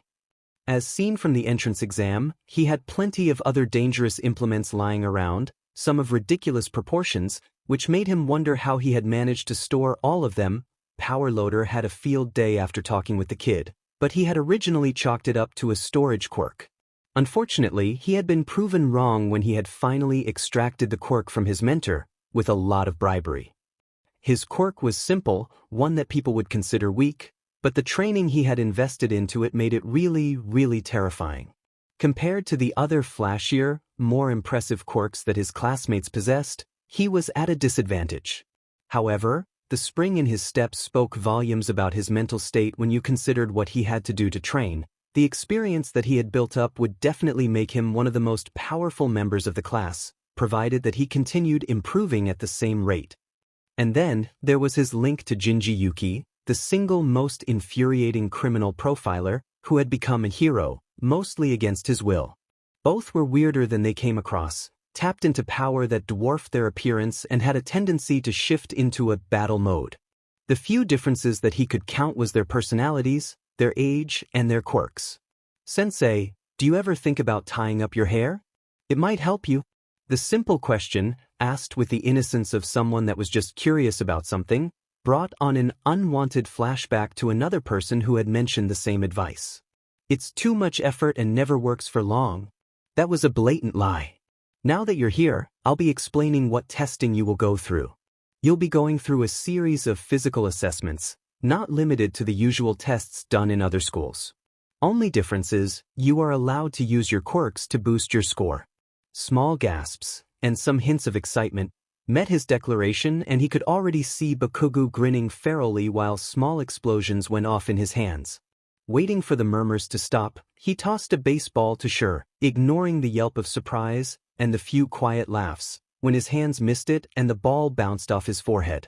What was your record for throwing a ball back in middle school? Maybe 40 meters? Throw the ball, but use your quirk to help boost it instead of relying on your own physical strength. Are you sure? I wouldn't want to freak anyone out. Flexing his fingers around the ball, Shurikari stared nervously at the rest of his classmates, avoiding their eyes. Bakugo scoffed at him. Sensei, if the extra doesn't want to throw the ball, let me show her how a real hero does it. Outwardly, Aizawa gave Bakugo a disapproving look. Inwardly, Aizawa was grinning.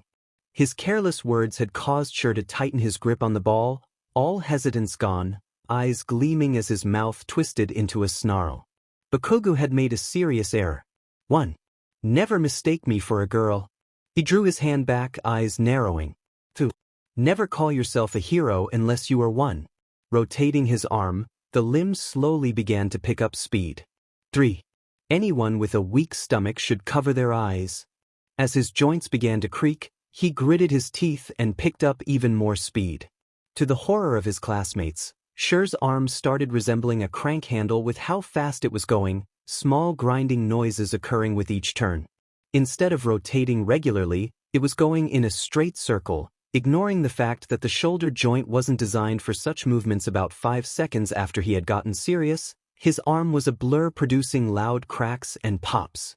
To the untrained eye, one moment the ball was in his hand, the next it wasn't. Only Aizawa was able to follow the motions Sure was going through.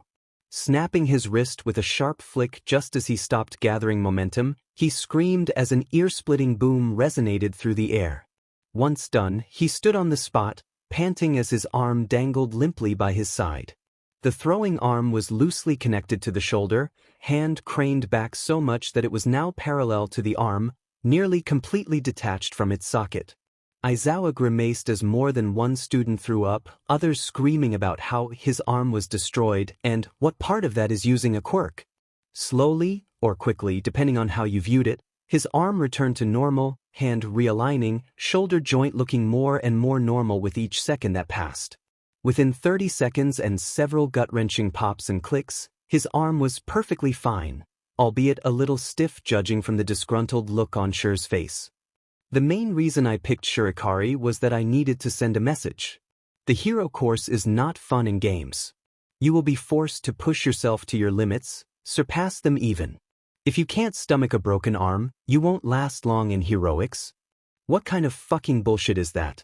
What quirk does this pansy have that makes him so special? Aizawa watched the furious look on one Bakugu Katsuki's face, shaking his head at the arrogance lacing his words. Pulling out the device recording Shure's throwing distance, he displayed the numbers on the screen. Shure Ikari. Name of quirk, Unbreakable. It returns his body to its original state after sustaining damage. However, taking damage improves the parts that have taken damage. Almost like how muscles get stronger after tearing. Compared to your quirks, his requires much more practice. And as you can see, that practice pays off. Distance the ball traveled. 800 meters. And as for the second reason I picked him, Shurikari finished Aizawa's sentence, not even blinking an eye at the score he just obtained. I'm the guy with the highest score on the entrance exam. Apart from the dramatic start to the quirk apprehension test, the rest of it progressed relatively calmly. Minus the fact that Shure was breaking his limbs in every section of it. That was something that Aizawa didn't think he would ever condone, until now. If someone had come in with a strength augmentation quirk that broke their bones every time they used it, he would have found a way to make sure the person limited the damage or removed the chance of injury entirely. He paused when the feeling of getting laughed at washed over him. Much to the frustration of the recommended students, especially Todoroki Shudo, and the more powerful members of the class, Bakugu, he had dominated every exercise barring the ball toss, which Uraraka won with an infinite score due to sending the ball floating away into the atmosphere. He briefly wondered if the ball would come back down when she deactivated the quirk. And, to their continued irritation, he had resumed his easy nature, pestering people over their quirks and laughing when Aoyama fell flat on his face after using his quirk too much. The only time he had reverted back to his serious mode was when Mineta tried to launch himself into Yaoyorozu by pretense of tripping. He had stopped staring into space in order to lightly, by his standards, not regular human standards, kick the purple-haired midget in the chest and into Bakugu, who responded by blasting him with several explosions. After scolding both of them for unnecessary usage of force, Shure gave him a blank look and a thumbs down, indicating Mineta, who was bemoaning the loss of the chance to finally touch some decent pillows. Sighing, Aizawa tilted his head in agreement. My kid here knows how to read people better than I do, so if he disapproves of anyone, keep an eye on them. After showing them their scores, with Mineta in last place, he revealed that the student who did the poorest would be expelled. Mineta's reactions would determine his fate. I can't get kicked out of the hero course. I haven't even gotten the chance to get some beautiful girls. And of course, he managed to disappoint even Aizawa's low expectations. Now assured of his choice, he pointed a finger in the general direction of Class 1A. Get your things and leave. I only accept students with potential. After the short student had run off, bawling and shrieking about the unfairness of it all, Kaminari spoke up. Sensei, wasn't that a little harsh? We've been here for barely a day, it's hardly fair to crush his dreams before they even began. Several others put in their 2 cents, also agreeing with the blonde student. Making note of who agreed, he was about to answer when Shure snorted. Unfair? Aizawa-sensei gave him a chance. If he had a good reason to want to stay in the hero course, Aizawa-sensei would have let him stay. But that purple-haired brat only complained about not being able to feel someone else up. You guys want a pervert in the course? If you want that, sure. But I don't. And I don't think that the girls in UA want one constantly following after them like a dog. His piece said. The green-haired student walked off after a quick look at the screen, ignoring the glares sent his way. As expected, he was in first place. Problem child. Where are you going? To change up. Make sure you stop by Recovery Girl's office and let her check on you. Turning around, Sure smiled weakly at Aizawa, a forlorn look in his eyes. Nodding, he walked off. Any strength that was in his posture was gone. Now he seemed a lot shorter than he originally was. Watching his retreating back, Aizawa sighed and rubbed an eye. He always felt older than he was when his, now actually a student, charge went into one of his moods. Damn Gingi. Sticking me with a kid that acts like he's been through a war. In the boys' section of the changing room, Sure Ikari removed his gym clothes and put his uniform back on. Fiddling with the tie longer than he did to change attire, he walked out the room and rounded the corner to collide with someone. Quickly latching onto the other's shoulder, he said a quick apology before attempting to speed walk away from the situation. A call over his shoulder made him freeze, then slump in dismay. Slowly turning around, he let out a small oof when he was shoved in the chest. Instead of falling backwards, however, he started floating, bumping gently against the ceiling. Meeting the eyes of the perpetrator, he groaned. What do you want? This way, you can't run away again. Don't tempt me. Is it really that hard to stick around people for extended periods of time? When they're as annoying as that purple-haired pervert? Yes. Uraraka Ochako snickered at the honest answer and the deadpan tone he had delivered it in. Then she took a deep breath, hesitated and bowed to the confused human balloon. Thank you for saving my life. He flushed, looking away sheepishly and scratching a cheek. You don't have to thank me for that. I just happened to be there. Stop lying.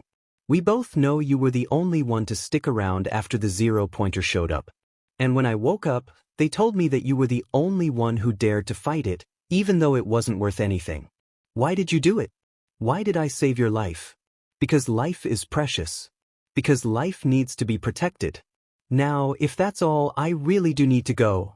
To her amusement, he had begun to walk away, feet on the ceiling. Yet, that amusement quickly faded with her next question. I knew my legs were crushed. However, they were perfectly fine when I woke up. How did you fix them? His posture tensed up and Sure's expression was like watching a set of doors slam shut and lock themselves. Some secrets are best kept secret, Uraraka. Some things you would prefer not knowing. After that admittedly ominous statement, he kicked lightly off the ceiling and started floating away, much to her incredulity. Scowling at the rudeness of his dismissal, she counted to 10 before tapping her fingers together and releasing her quirk. The sudden crash and subsequent yell brightened her dull mood quickly, as did the awkward form she found him in later, still lying on the ground, legs tangled between his arms. Now that's a sight you don't see every day. What, someone breaking their limbs? Someone that keeps doing it because it's allowed. You've said this before, we both know how this argument will end. Doesn't mean I have to like his methods. Neither do I, but the kid's abilities just patch him up and the principal is fine with it. I'm worried. A lifetime of doing that to himself ahead of him, even with what he's been through, it makes me feel like he would be better off quirkless. You really don't have the entire story, do you? Do a little more reading. You'd be surprised what he did without one. They say quirks are an extension of yourself. So what does that say about him? Leaving the boy on the floor that still resembled a ball, Uraraka Ochako returned to change out of her gym clothes. Mood improved considerably, yet with more questions that she started off with. Stepping into the room and closing the door behind her, she was immediately cornered by two others, a pink-skinned, horned individual and some floating clothes. So, you pounced on that guy pretty quickly. Not that I'm judging you, but you must really like him to move that fast. The grin on her classmate's face, coupled with the smug air radiating off the other, was not helping. She fought down a blush despite herself and started waving around her hands frantically, only stopping when the black-haired, well-endowed member of her new class made a disapproving noise.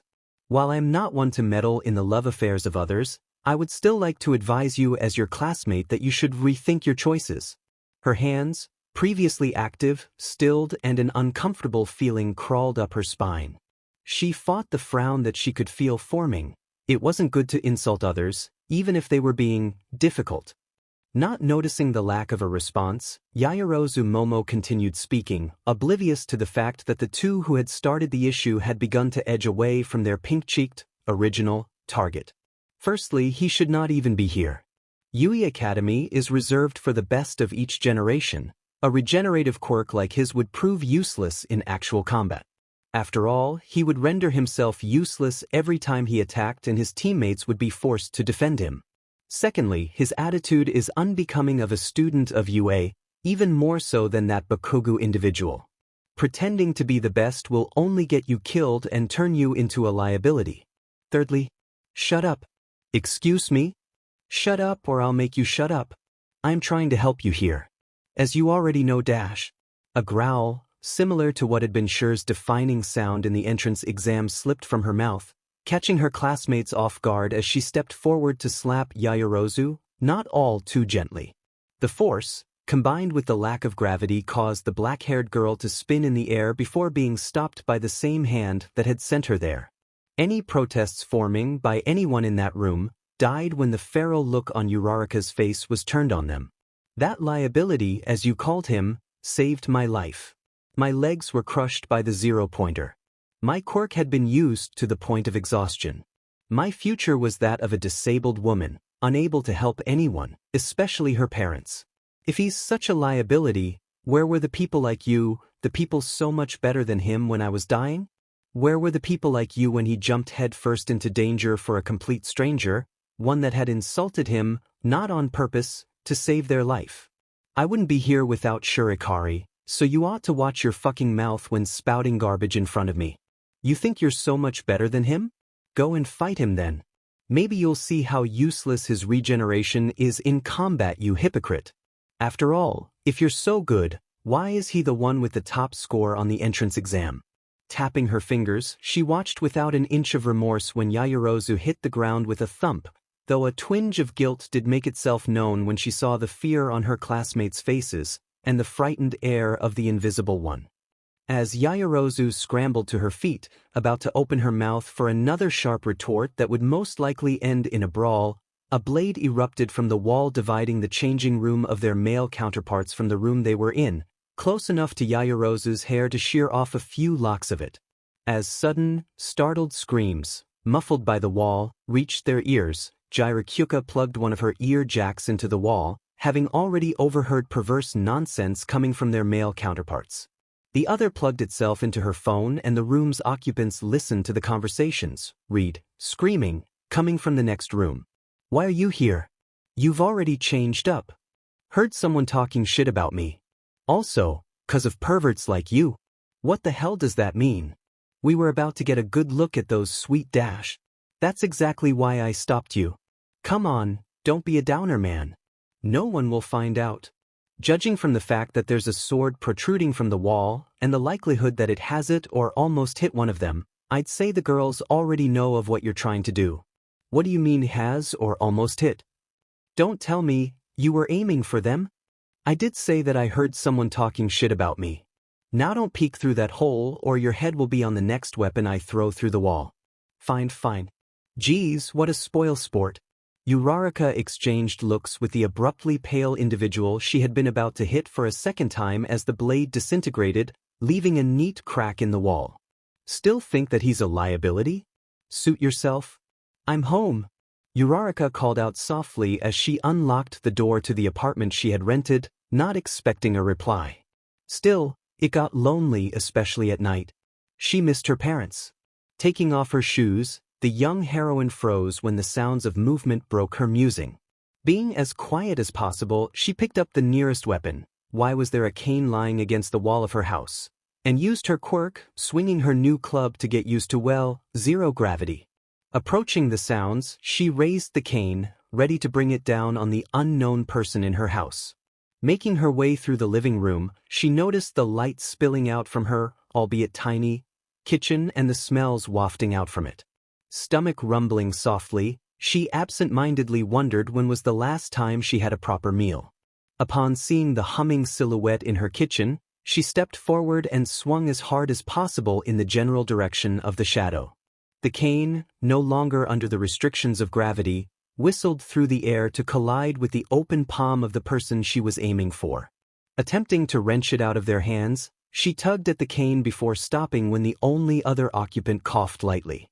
She looked up into the amused face of one shurikari, no longer dressed in the UA uniform, plain shirt, long pants and for some reason, a frilly apron, and currently holding the cane she had attacked him with. Flipping it, he slotted the object into a loop on his jeans, drawing her eyes to the holsters still located on his body. Shock was forgotten and replaced with outrage, tinged with a hint of resignation. "What are you doing in my house?" "Nothing? No, you lunatic," or other phrases like that. "I was trying to be rational, but if you insist, I'm going to stop you. Right there. I let myself in. You looked like you needed some decent food. And what's that supposed to mean? How'd you even get in?" "Okay, I could hear your stomach throughout the whole day, so it was simple logic to conclude that you needed sustenance. As for how I got in, I picked the lock." "Really?" "No, your window was open. I closed it when I came in." "Good to know." She made a mental note to lock her windows whenever she went out. She was lucky, this time, that it was only a relatively insane, but harmless teenager, rather than a serial killer looking for his next victim.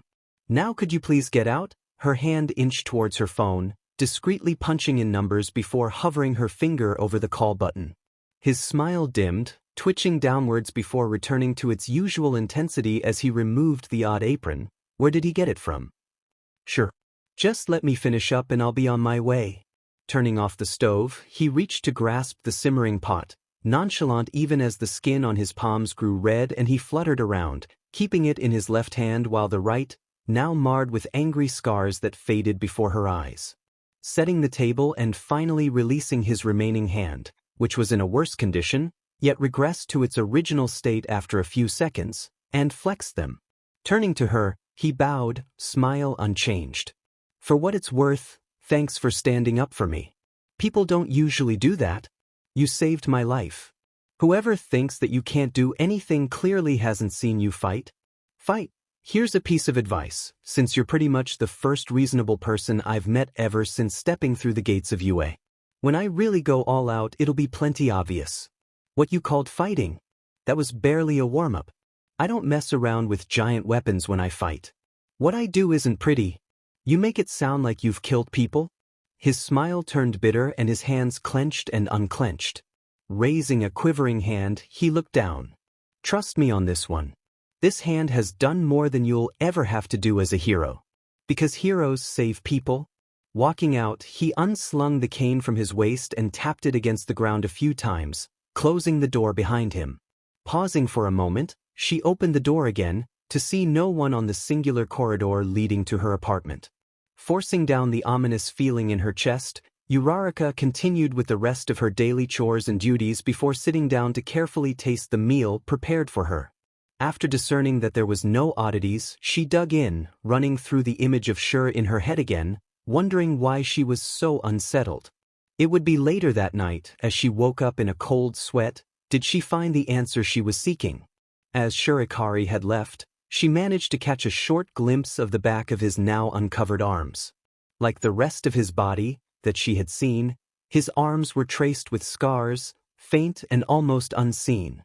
But there were some that were very, very obvious. 2 crosses drawn into flesh, encircling his wrists and etched down the appendages. Those were suicide wounds. Needless to say, sleep was absent for the rest of the night. Yagi Tashinori didn't know what to do with Shurikari. It also looked like all of the people who had also encountered him thought along the same lines. Bloodlust in spades, but restricted by the weapons he carried. The ability to reconstruct his body, but only under duress and his own efforts. Arrogant and sarcastic, but wore a mask that only dropped when certain subjects were discussed. He was a textbook example of a mentally unstable, psychotic individual. Except, every time he got tested he had managed to get out with a perfect evaluation, seemingly normal and as pleasant conversant to all individuals in charge of evaluating his mental state. To wear a mask, then discard it and pick it back up as fast as he did required practice? Practice that a teenager shouldn't have. Investigation into his home life had shown equally disconcerting results. His parents were as pleasant as their son, always the joker, always smiling and happy, but when discussions reached their child, the facades they maintained would start crumbling and within 10 minutes, conversations would be terminated. Shirikari was never seen in the same room as his father and mother willingly, confirmed by the bugs they had ended up planting in their house. He preferred to stay holed up in his room, alternating between reading and sleeping, occasionally using a laptop. Any attempts at tracking the things he did on said laptop failed. It took 3 days with the bugs present for the police to conclude that he lived in an abusive household. It took another 2 days for them to re-evaluate the situation. Rather than harassing him, except in rare cases where their tempers proved too much, the duo seemed to tiptoe around their child. Conclusion: there was something about Shirikari that they feared. This confused the people monitoring the house. Why would a pair of normal individuals fear their own flesh and blood? The answer was to be found after a significant amount of digging into broken website links and classified information, or rather, hacked information. In the end, it was a little too obvious, a little too normal for the horror that the information they had found really was. Quirks developed normally, some later than others. 20% of the population never developed one, and for the first 10 years of his life, Shirikari belonged to this category. A late bloomer, his quirk only showed up after he walked into an alleyway in the middle of a gang fight. He walked out without a single scratch, a blood-stained child with an unflinching smile. Or that's what most people thought. Unbreakable. A name as vague as it could possibly be, considering the versatile nature of the quirk the gun-toting teenager possessed. It had been active his whole life, yet because of its nature, it went undetected. Due to that, the boy had faced discrimination that showed how cruel children could be. The fact that he healed from every scrape and scratch just meant that he could be hurt more. No one questioned his ability to get back up. After all, punching bags were meant to last. No matter what, the boy remained a pacifist, never fighting back. Just smiling. Almost mockingly so. And when he was 12, he would attract the attention of the Hero Society in Japan and lead to his past eventually being uncovered.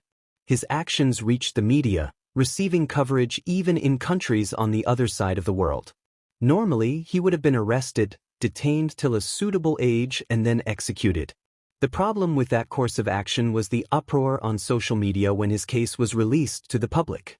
A case of bullying, heavy physical and verbal bullying going undetected by one of the more prestigious schools in Japan? The questions flying around then led to people conducting their own research, and what was discovered was anything but pretty. His case had exposed the discrimination ignored by the school government. More digging led to clips, short videos with little to no views of the discrimination being carried out by students and teachers alike. And when the school tried to cover everything up, Shir was expelled. It was possibly the second worst move they could have pulled, the first already having been carried out. The main reason Shirikari still roamed the streets was that there was not enough evidence to pin it on him. Sure, there was a motive and more than enough ways for him to do what everyone knew he had done, but nothing could hold up in a court of law. To add insult to injury, Shir was the one doing his defense, acting as both the lawyer and defendant in two different voices, much to the anger of the principal attempting to get him locked up and the amusement of the jester himself. In the end, nothing could be successfully pinned on him. However, society, or well, the more informed members of society knew that he was too dangerous to leave unchecked. If he were to succumb to villainy, anyone who had stuck around long enough in the hero/police community knew that he was an individual that was dime a dozen, but with a key difference. Something had changed him. Some suspected that the bullying had shattered his psyche. Others said that it was the day he first killed. For all might, he thought that the evil lurking in the boy was running through his veins since birth. The closest person he could associate Shirikari with was his deceased nemesis, and later on, the Spectre. If that wasn't terrifying, he didn't know what was. A few years later, as he silently watched the same child who had possessed several different nicknames, some including Atsuro, Crimson King and Dealer, in lieu of the blood, suspected, on his hands, coupled with his abrupt mood swings, run through a horde of robots designed for the testing of physically helpful quirks. He could hear Eraserhead complaining about it, and absolutely decimate them without showing visible signs of his quirk with weapons of his own making. He made a mental note to place this new event second on his list of new things that keep me up at night. No prizes for whoever can guess which event first place belonged to. Watching the physical evaluation conducted in place of the welcoming assembly they had been meant to attend was enlightening. To think that the human body could be bent in such ways, used in such ways to increase the abilities of a person, was spine-chilling. A simple example would be the endurance test. While Yairo Zumomo has created a bicycle and outpaced the other members of her class without breaking a sweat, Shurikari kept running and running and running.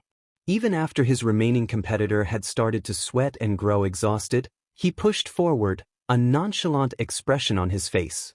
After the cyclist had finally collapsed, he stopped running, grabbing a can from his bag of tricks and pouring it over himself. The abrupt eruption of steam shocked his classmates and even drew a raised eyebrow from their teacher.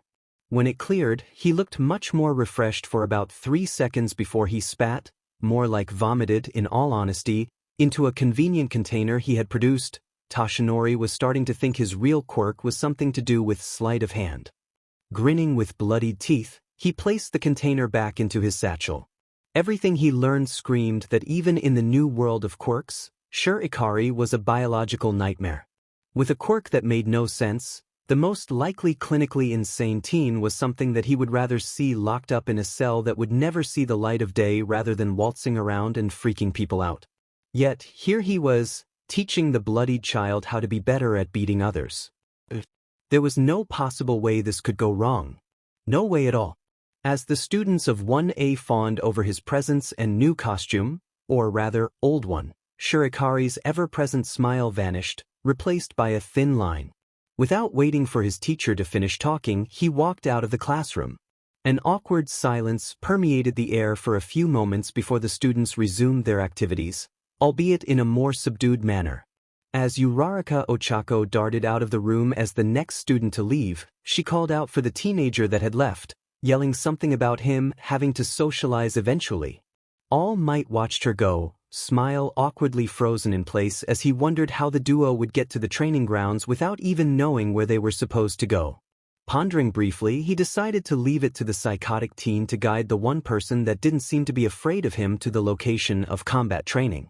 Directing the remaining students, which wasn't as hard as he thought it would be, the class proceeded to their next lesson. Upon reaching ground beta, he was a little surprised, and at the same time, not at all, to see the 2 missing members of Class 1A already geared up and ready. Uraraka was attempting to pull Shur into a conversation, practically hovering over him as he tried to look everywhere but at her. Taking a quick glance at their hero costumes, Yagi spent several moments analyzing the odd clothing Shurikari had chosen. A belt with a multitude of pouches encircled his waist, only visible because he had chosen to fold what appeared to be a hooded cloak over one arm rather than wear it. Unervingly, his guns were not present. An old-fashioned bandolier sported an impressive number of small blades, more blade than hilt, reminded him of stilettos. Fingerless gloves which glinted as he tilted his arms and simple combat boots were the only other things that were worthy of noting. Clearing his throat, All Might directed his students to sit down, the first duo to arrive breaking up briefly. It looked suspiciously like Shur was trying to ditch his classmate, before Uraraka caught him and forced him to a seat next to her with a scowl. Shivering slightly at the casual way his student was treating a known, yet unconfirmed, murderer, with a temper only surpassed by that of his master and a clear lack of concern for human life. Nevertheless, he was banking on the fact that Shurikari wouldn't pull anything stupid within UA/in striking range of All Might himself. He suppressed the flashbacks of a glowing red eye and a toothy smile. Judging from the constant eye rolls and subtle twitches, the teenager himself knew to rein in his annoyance. Letting 1A spend some time appreciating the costumes provided by the support department and making note of which boys were blatantly staring at the girls, and silently saying a prayer of thanks to Aizawa for expelling Mineta, he surreptitiously checked the Teaching for Dummies book in his back pocket to figure out how harsh he should be. considering his only references were an old man focused completely on making him puke out his guts and the closest thing he had to a mother. Feeling, rather than seeing Sher's burning stare on the book in his hand, made him stow it back into the pocket it came from before pulling out a box. "All right, young heroes. With your new costumes, at least you'll look the part. Hopefully, the support department has managed to fulfill your requirements and designs. Now, on to the main part of our lesson today. Battle training. You will be fighting your classmates in teams of 2, one side posing as heroes while the other as villains. The villains will be protecting a fake bomb and the heroes need to make contact with the bomb to disarm it. Each person gets a roll of capture tape, which when wrapped around a limb of one of the opposing team members, captures and eliminates them. The match only ends when one team is unable to continue, the bomb is disarmed or the time limit runs out.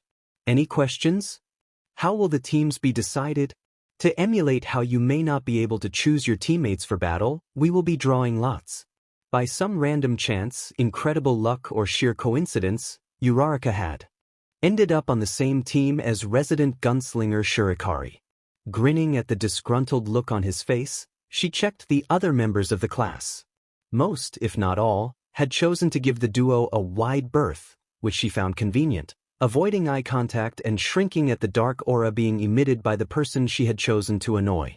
In all honesty, it irked her. Sure, he had started by freaking everyone out with the grotesque positions he had bent his body into and constantly sported weapons that he had used, but he was actually a total softie. He saved her life and even thanked her for standing up for him. She had also found the fresh groceries in her fridge and careful instructions on how to make the most out of them. Thinking back on the past day, he actually checked all the boxes for Atsundra. Of course, there was still the issue that she hadn't brought up yet. Stop that? Stop what? Thinking about how I'm actually a nice guy. I'm not. I only saved you because you were there. I only cooked a meal because you stood up for me, and everything else was because you looked hungry and needed help. All the things you've just said literally proves that you're a nice guy. Team A, you will be facing off against Team D. Team A are the heroes and Team D are the villains. You will be given 15 minutes to prepare. Remember, I want to see your plus ultra. Yes, sensei. Would you like a drink with that, sensei? A round of nervous chuckles accompanied the sardonic reply as Shurikari walked through the doorway, followed shortly by his new partner. So what's the plan? How badly do you want to win? Not really. This is kind of a learning experience thing. Okay then. We'll use plan C. You had a plan A and a plan B? Just follow my lead and no one will get hurt. And what's that supposed to mean? Well, I guess you could say that it means. Slipping on the cloak he had folded over his arm, Shurikari tugged on the hood, then after a moment's hesitation, pulled something from his pocket and fitted it onto the lower portion of his face, the part still exposed. Removing his hands, he revealed a dull silver mask, featureless except for stitches vertically bisecting a straight line. Then he pulled out a tiny sphere and dropped it onto the floor. He would repeat this every few meters, only stopping when they reached the fake bomb. He hummed an eerie tune, which sent shivers down her spine as he turned to look at her, expression concealed. Handing her a pistol, for a second, his eyes seemed to glow a sickly green. Let the games begin. All might, maybe this is a bad idea? Yagi Tashinori's eyes flicked away from where they had been for the past few minutes, ignoring the whispers of his students in exchange for trying to figure out what exactly Shurikari was trying to do, and what he had roped his new partner into doing. What do you mean by that, young Yaoyorozu? Everyone here knows that Shurikari has an unhealthy obsession with violence and is clearly not afraid to use brute force to solve his problems. With Bakugu as his enemy in this battle exercise, it is quite possible that things will get out of hand, very quickly. Do not worry about that. There are cameras watching each and every move they make, and I am directly linked to their communication devices. If something truly goes wrong, I will have enough time to stop them, whether via a warning or in person. Not even waiting for Yaoyorozu to respond, he resumed his watch of the vast number of security cameras, both there to record all happenings for later study and as an immediate warning system if shit hit the fan. He was less concerned about how fast he could get to the building and more concerned about why Shurikari was teaching Uraraka how to fire a gun. Not just any gun, but one of his guns.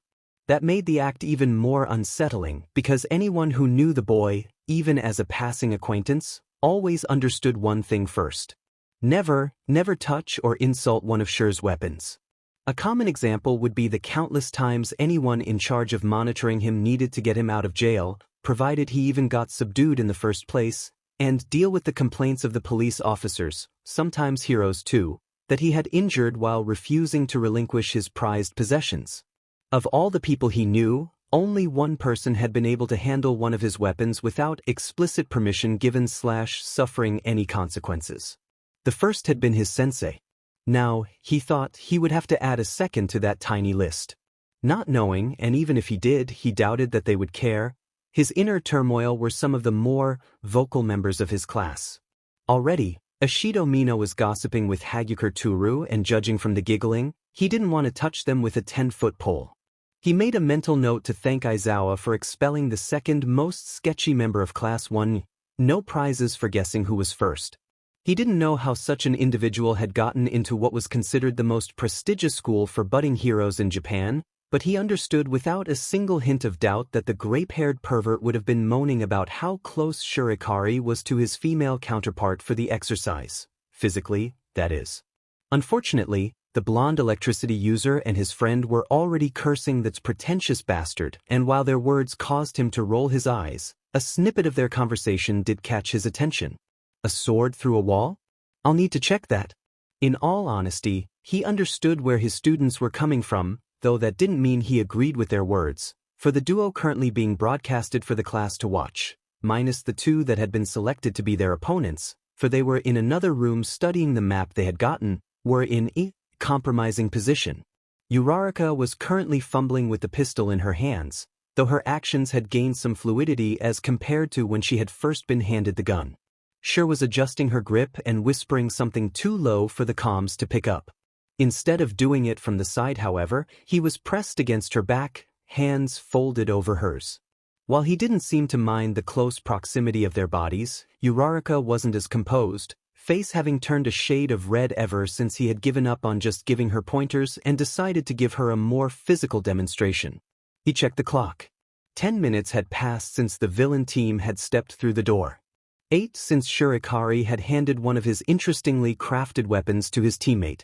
Seemingly satisfied with his partner's performance, the boy separated himself from her and with a few quick swipes in the air in front of him, he pulled up a glowing screen.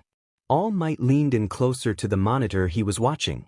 It was rare that the bloodthirsty individual revealed anything more than a couple of weapons from his bag-owned tricks, notable exceptions including the entrance examination and when he had first made his way into the eye of the media. With a few quick taps, the screen dissolved, replaced by a three-dimensional model of the building they were residing in for the time being. Ignoring the exclamations of surprise and more than one complaint about cheating, Yagi pondered this new development. 3 possibilities existed. 1, he had somehow gotten a blueprint of the building. 2, he had control over something that allowed him to scan said building. 3, whatever he had been dropping earlier functioned as radars. He began walking out of the room, pointing to several parts of the diagram that were marked with red spots. More strikingly, there were 4 dots in different colors. 2 blue ones were moving towards 2 yellow ones. All Might quickly tuned into their comms, listening for any scrap of information he could use. What's with the fancy display? An interface I created with a little help. Originally, this was supposed to help in search and rescue. I modified it so we could use it to hunt. And there's always the third situation. Don't be so vague all the time. It's not mysterious or anything. Just annoying. Sure. Anyways, the third situation would be in the off chance that we get stuck in a building or have to defend a building. Technically what we're doing here. But since we're going with Plan C, we won't play defensive. Rather, we'll go on the assault. You know what to do. Yeah. You told me what to do and how to do it. I'm still skeptical that it's going to work. I know our opponents. With a little luck, everything should run smoothly. Trust me. If you say so. Let's do this. Nodding slightly, Shi watched his teammate dash off, turning left before disappearing around a corner. Yagi switched cameras to find Uraraka, only to flip from camera to camera with increasingly frantic movements when she couldn't be found.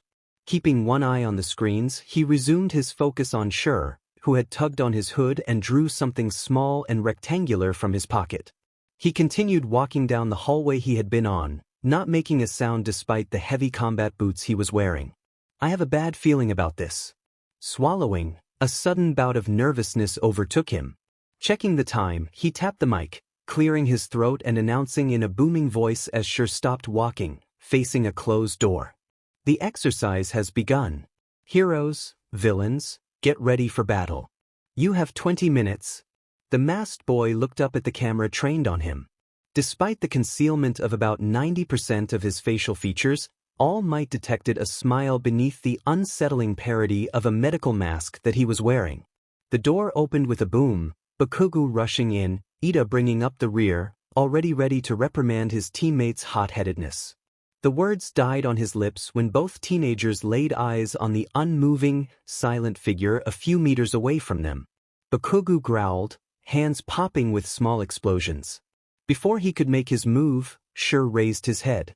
All Might blinked briefly at the change of emotions in his eyes. Before, they had a hint of mirth when exchanging words with Uraraka. Now, they were devoid of any of his previous good humor, not a trace of the usual trickster remaining. There was something cold in his eyes. Something that spoke of hard steel and a quiet rage rather than the fire and bluster he usually projected. The remaining members of Class 1A shifted behind him, inching away from the screen. The cloaked figure they were watching cocked his head to one side, twirling the object in his hand. His eyes looked like they were glowing in eerie green. Squeezing the object, he tossed it to the floor. The ceiling lights flickered, once, twice and then blew out. Watching the rest of the cameras confirmed his suspicions. Only a few lights were left intact. They traced a line throughout the building, winding and curving. Clever. As glass rained down from above, he smiled and turned, running into the shadows, blending into them within seconds. Lights out. Ida Tenyo was more than a little disturbed by his classmate. Staring down the dark hallway his adversary had disappeared down, the thought that he might make a better villain than a hero crossed his mind once again in the short time that he had gotten acquainted with his new class and thus the boy that he had reprimanded during the entrance examinations. On first glance, he was merely another troublemaker, probably someone that had a powerful quirk and possessed an overinflated ego because of it. Like his stubborn, refusing to cooperate team member. That was beside the point. The physical section of the entrance examinations had proved him wrong very, very quickly. That and the fact that he had pulled out a gun, threatened to shoot and then leaped ahead to use the same gun to demolish a robot. Needless to say, he had several nightmares about the gruesome image of the gun being turned on him and this time, Sure pulled the trigger, laughing as he did so. However, there were some things that gave him reason to doubt. When everyone ran away from the zero-pointer, and to his shame he had turned his back as well, leaving a fellow test-taker because they were too afraid to try and save her and risk their lives. Not that they would have been in any trouble. The staff of Yui Academy definitely knew what they were doing. Yet, no one had decided to act like a true hero. Except him. Weapon-toting, no self-preservation and a complete lack of empathy for others. It just had to be the one person he would have written off and forgotten about that would prove him wrong. Zero hesitation. The willingness to throw himself at the monstrous, hulking robot for someone that he never met and all with a smile on his face. Shame burned in him every time the memory of someone vastly dwarfed by the robot he was fighting managed to topple the Iron Giant. Against all odds. Without a single thought to preserve his own well-being. Some might argue that he was a regenerator, and thus any harm done to him could be fixed easily. It was what he believed for a grand total of 4 hours after his encounter with the latest puzzle in his life. Then his brother had idly mentioned that regenerators hardly went into hero work because while their quirks were able to piece them back together, the pain from every injury was always felt. Upon questioning his brother, citing the individual he had met, Tensei had explained, with a dark look, that the last person with a regeneration quirk that had entered the hero business was currently locked up in an asylum because the wounds he had gained from shielding civilians from a grenade, fractured bones, ruptured organs, and one of his arms was almost blown clean off, and the stress of feeling his body stitch itself back together had fractured his mind. Ida had resolved to apologize to Sure No when he met him in UA. It was easier said than done. After beating, or rather, decimating, Class 1A in the quirk apprehension test that their teacher had created, he had taken off. The next day he had only talked to one person without prompting. And now there was the exercise All Might had devised for them. Ida Tenyo was not a happy person. He had been paired with the last person he would have been picked, if their teacher had allowed them to choose their partners. Bakugo Katsuki was everything that a hero wasn't supposed to be. Arrogant and too confident in his own abilities. When they had been given time to plan, he had attempted to be cordial, suggesting that they should work as a team. His team member had brushed him off, stating something ridiculous that he had tuned out after the first 2 sentences consisted of only the variations of a few words. They included fuck, extras, and I'm stronger. Honestly, he wasn't surprised. At all. Originally, he had hoped that the explosive boy would have been able to walk the talk, but judging from how both of them had allowed their opponent to walk away, he was starting to regret not asking All Might for a change in partners. He sighed as Bakugo screamed for Sure to stop running away like a pussy, running off after him. The first thing Ida would have done would be to follow Bakugo to prevent him from getting captured. The whole place screamed trap. But with the darkness, there was a high chance that if he had to use his quirk he would smash into the nearest wall or cripple the person he attacked. If it was Sure, that wouldn't be much of a problem, but Uraraka was a whole other story. Wishing that he had installed night vision in his suit, or even a torch, Ida followed the faint glow of one of the remaining ceiling lights in the building. He only walked a few meters before he heard footsteps behind him. Turning around, he was greeted with a gun barrel to the face. He barely had time to fire up his engines before he was pelted with bullets. Wincing at the impact of each bullet, but suddenly grateful for his armor, he reached out to grip the gun, realizing that the close proximity of his assailant meant that he wasn't able to use his engines without missing them entire. Of course, that train of thought was stopped before it could continue any further when a hand lightly tapped his chest. Suddenly, the comfortable weight of his armor disappeared and he stumbled as he abruptly floated off the ground. A few more quick taps on the other sections of his hero costume and he began drifting up to the ceiling. Chatisting himself for being careless, he locked gazes with Uraraka. Unsurprisingly, she was smirking, but he noticed that the gun she wielded hadn't been lowered. Discreetly, Ida angled himself so he would land feet first on the ceiling. Considering only his suit was weightless, he had a relatively easy time doing so. You know, despite everything I've seen him do, I didn't think that this would work out so well. So this was all set up by Sure? Divide and conquer? Make sure that we, the heroes, would have the odds stacked against us? What a villainous plan. Uraraka's smirk twitched, briefly resembling a frown as she lowered the pistol. He grew a tad more confident about his chances. As long as he continued to upset her, the probability of success grew a fraction higher. Her two-handed grip had already been reduced to a loose one-handed one. The other hand had clenched into a fist. Her eyes narrowed and maybe it was just his imagination, but the room's temperature dropped by a few degrees. Think or say whatever you want. It won't change the fact that you're out of commission and your partner, she spat the word like it was killing her to do so, will follow soon after. Perhaps he'll even get to see you before Shirkuin finishes the job. It probably won't take long. On the bright side, I got some practice and a new support item. Well, at least, he swallowed, knowing that he would regret his decision in the days to come. At least my partner is not a pathetic freak that needs to rely on support items because his quirk is useless. Uraraka took a few seconds to process his words before the smirk fully dissolved into a scowl. As she opened her mouth, obviously ready for a retort, he kicked off the ceiling, aiming for the gun that was an inch away from dropping out of her hand. At least, that was his assumption for about the next 2 seconds.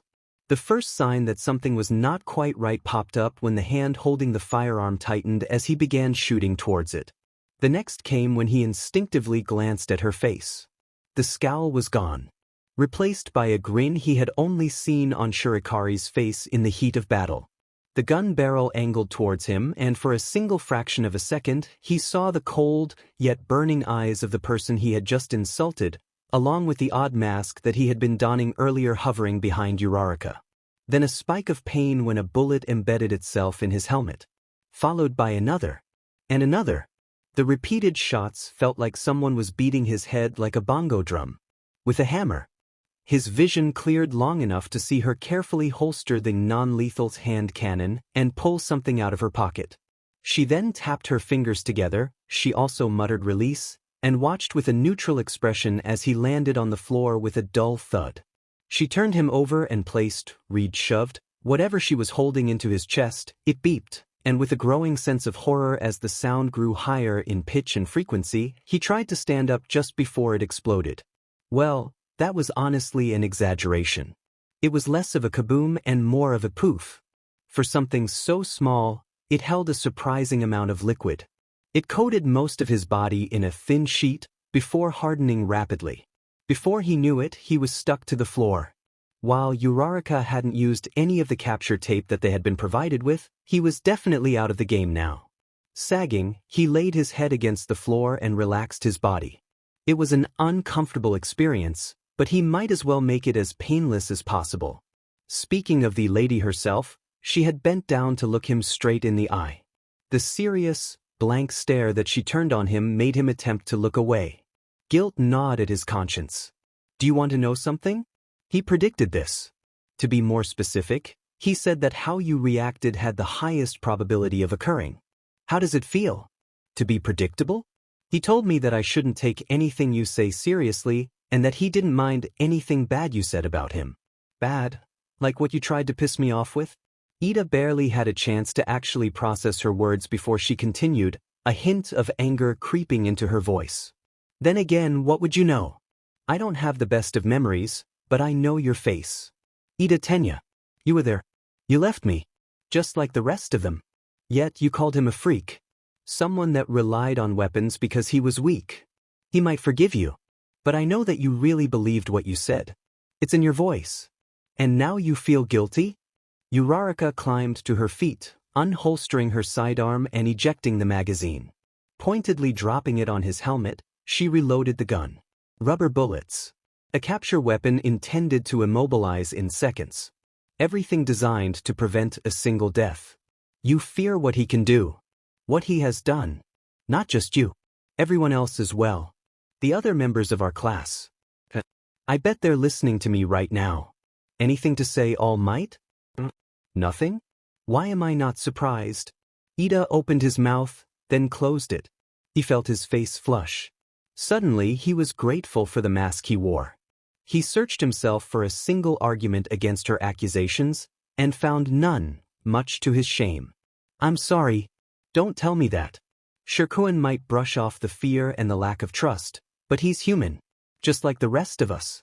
I'm sure he's already forgiven the lot of you. But that doesn't mean I will. Stay put. This exercise will be over soon. And as if he had been waiting for her to finish her sentence, Bakugo flew through the wall, providing slightly more light, accompanying the weak ceiling light he had been following when he got ambushed.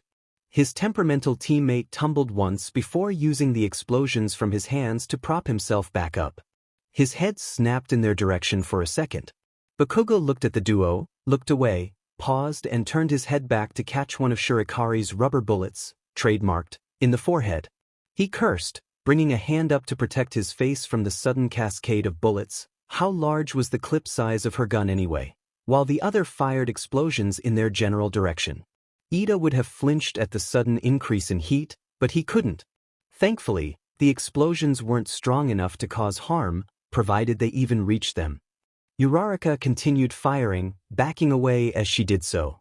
When the weapon finally clicked instead of firing the next in a steady stream of bullets, Bakugo lowered his hand and cracked a triumphant smile.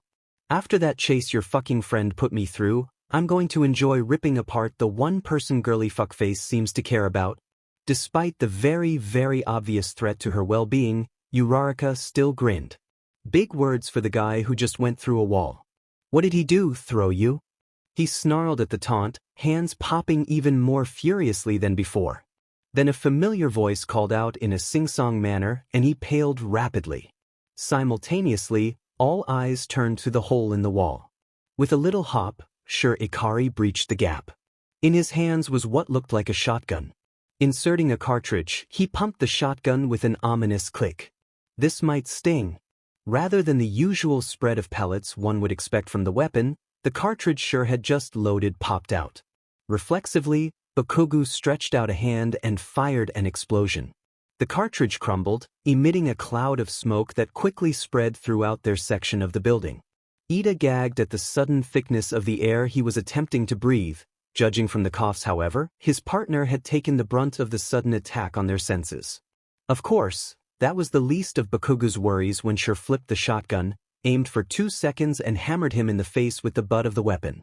His eyes rolled before he collapsed to one knee. Sure reloaded the gun with about 4 more rounds before clipping it to his back. Kicking his supporting leg, Sure watched apathetically as his victim's smashed face first into the floor. Stepping on his back and putting him into an arm lock, the still-cloaked individual produced a roll of capture tape and proceeded to bind the wrist he was holding. Bakugu has been captured. As Ida is currently restrained, neither can continue with the match. Villain team wins.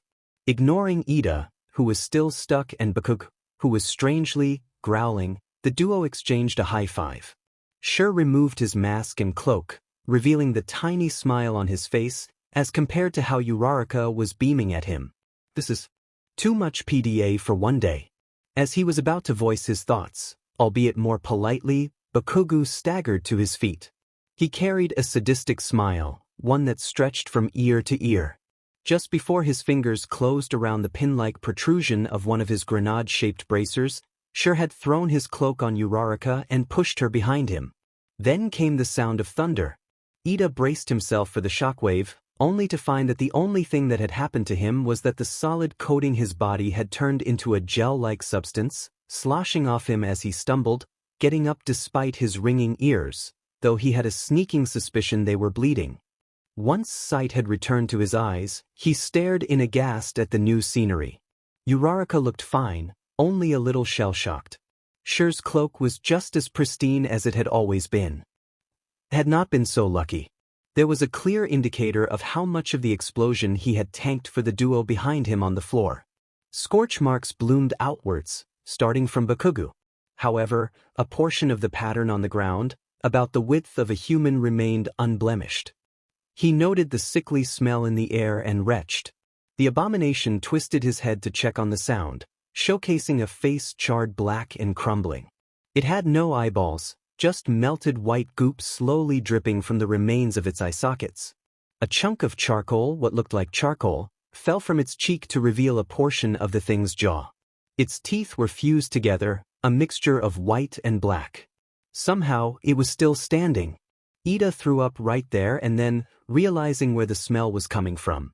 Bakugu, the exercise is over. Cease your actions at once. All Might's outrage was so strong one could taste it in each word. Yet, the boy in concern just cackled, a wild, deranged look in his eyes. The pansy can heal himself, so whatever I do to him doesn't matter. Ida's eyes flicked from the cracks on the walls to the other gauntlet Bakugu was wearing. It was clear that the building couldn't stand another blast. Still, his hand was already reaching for the other pin. All Might arrived just as the pin was pulled. As a second blast rippled through the corridor, Ida felt himself get whisked away by a strong arm, deposited outside the building. Uraraka sat next to him on the concrete, a glazed look in her eyes before Bakugu and All Might showed up, the former being restrained, grenade bracers crushed, and a shell of their previous self. And not a second to spare, considering the building began to collapse right in front of them. Where's Shirkuin? Their teacher hesitated, hanging his head in shame. The only reason I managed to get all 3 of you out was because he had taken most of the second blast as well. It gave me enough time to save you 3, but he held a constipated look for several seconds, wringing his hands together. I couldn't save him. You bastards. Uraraka's words, even as a murmur, were like icicles through his heart. That was to say nothing of the rage and dismay lining each word. You left him to die because you thought he was already dead, didn't you? Her voice began to grow louder. Young Uraraka, while young Sure might have been one of the most powerful regenerators I have ever seen, no one without a durability quirk could survive both blasts. His words were the last thing needed to ignite the rage in his students' eyes. You bastards. This fucker here killed one of his classmates because he thought Sure could take it. You chose to save a murderer over his victim. Over the person that tried to shield us from the damage. What kind of a hero are you? The venom dripping from her words could kill a cobra. All Might flinched at her outburst, head sagging even lower as tears began to trickle down her cheeks. So distracted was the number one hero by his guilt that he never noticed that Uraraka had walked over to the semi-conscious Bakugu, unloading at least 5 bullets into his head before he could restrain her. Let me go. He deserves this. Just kill him. Ida avoided the other members of Class 1A, for they had followed All Might out. He couldn't meet their eyes even if he wanted to. Uraraka had broken down into a crying mess, gun forgotten and currently getting comforted by the other girls of the class. Todoroki watched the decimated building, for once not entirely devoid of emotion.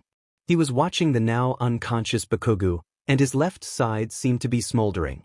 Yagi Tashinori ignored the judging stares of his new students.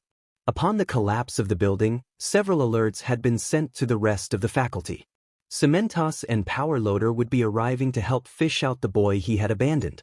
Recovery Girl had somehow hobbled her way faster than them and was fussing over the members involved in the disastrous training exercise. So this is how I'll be remembered by the first class I teach. A hero that left his student to die.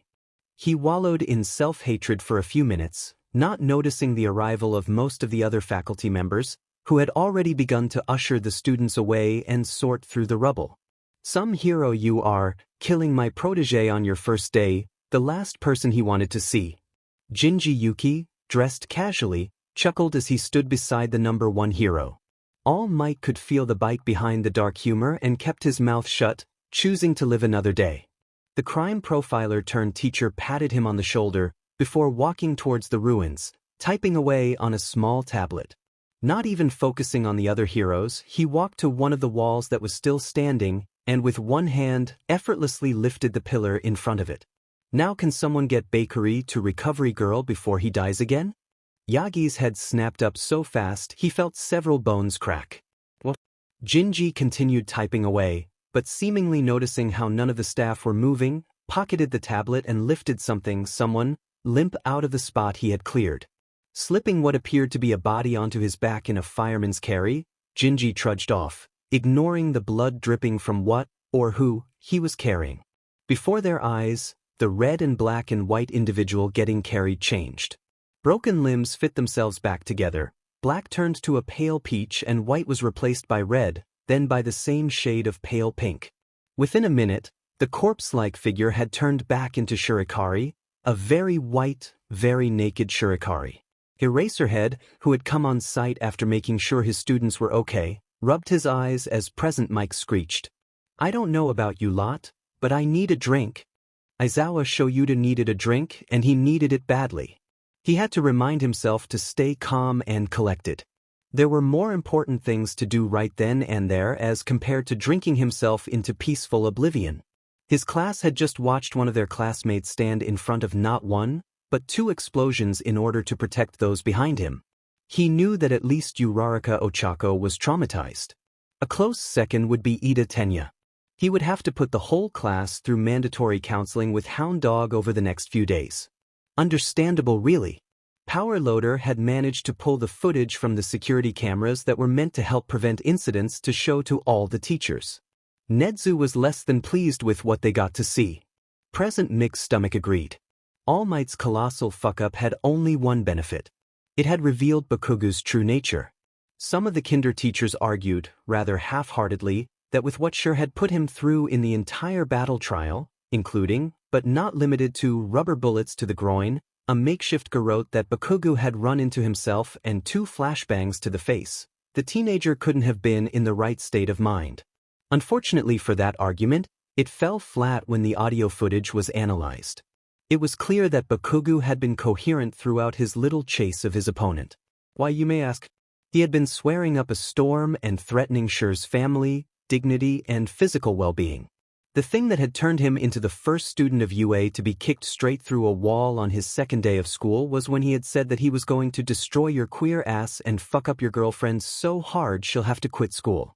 He had removed the hood, discarded his previous weapon of choice, a medium-length baton, and pulled out a shotgun from nowhere. One day, Aizawa thought, he would figure out the secrets to Shirikari's bottomless storage. Rather than using it properly, the boy hammered his enemy in the gut before delivering a textbook roundhouse kick to Bakugu's sternum. Aizawa was impressed with the explosion user's tenacity, but it was what proved to be solid evidence against any possible claims he might have that Shir's assault had messed up his thought processes, and the sadistic grin on his face as he fired not one, but two colossal blasts of smoke and fire, not even flinching at how his target had literally turned into living charcoal after the first attack. That was another can of worms he was hesitant to touch. The only thing good that had come out of All Might's fuck-up was that he knew what was wrong with Bakugu now. He had taken note of the obvious superiority complex Bakugu possessed, but now he saw that it was much more serious than something that could be fixed and tempered with a little ego-crushing, and would result in some character development. To go so far as to try and murder an opponent, or in more polite terms, attack an adversary with lethal intent, had produced many problems. First, Bakugu would have to be expelled. That was something he didn't feel bad about. Not at all. If an attempted murderer, if Shir wasn't as stubborn as he was at staying alive, even a child, was discovered to be harbored within Yui Academy without any consequences for his actions, it would trigger a massive uproar, not to mention ruin the school's image forever. Best case scenario, they had to send Bakugu for psychological analysis and counseling.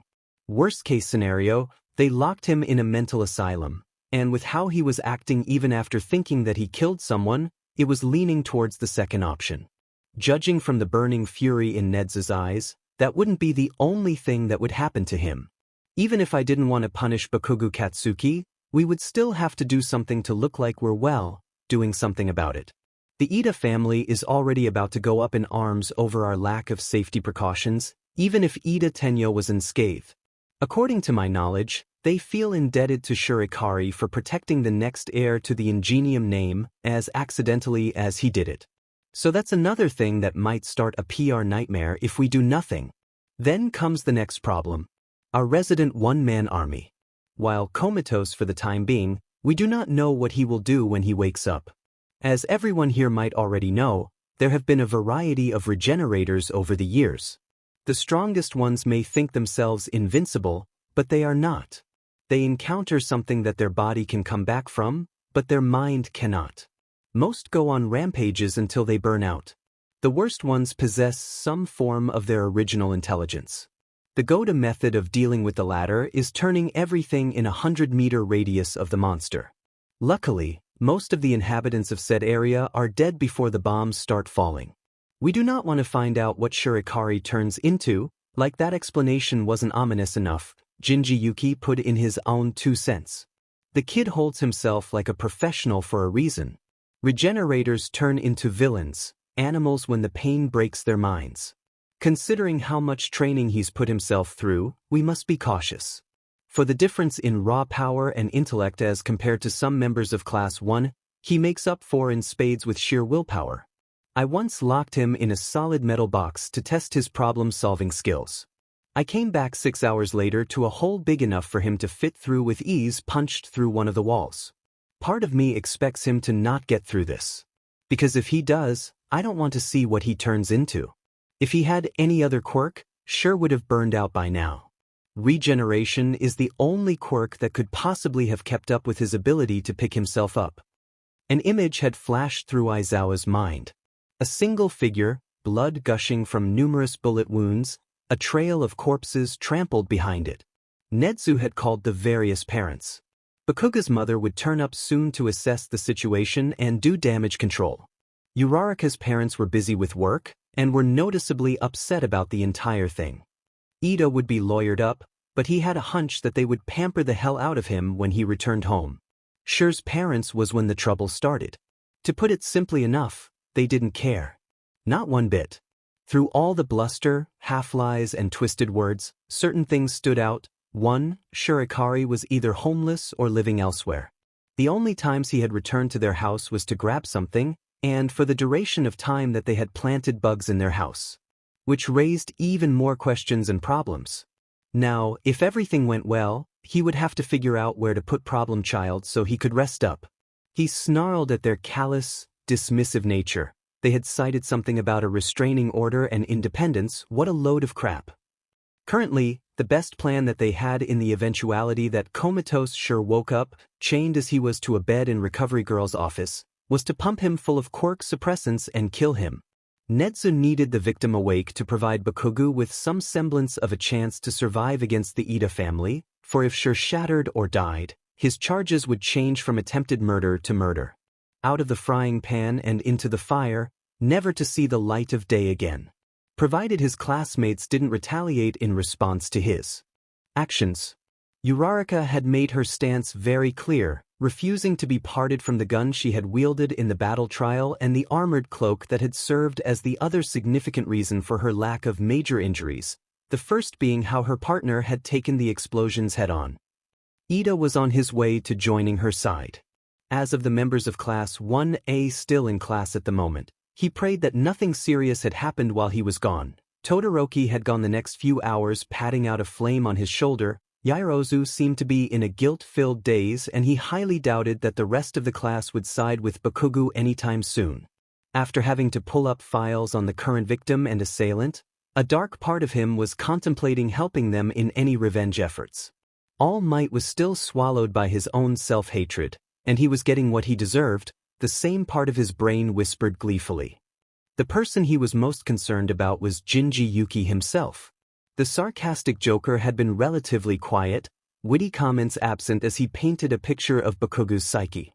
Despite the lack of any expression of anger, his ever-tinkering hands had stilled. While Aizawa had considered the noise irritating, the lack thereof was more eerie than it should have been. He hoped that it wouldn't come down to a fight against a murderous teacher. He would be a terrifying opponent. His phone chirped with a message. Short and succinct, it held a hint of desperation. Uraraka has found out Sure is still alive. Requesting help before she sends everything in my infirmary into the air. Fuck. Uraraka knew that she was probably in shock.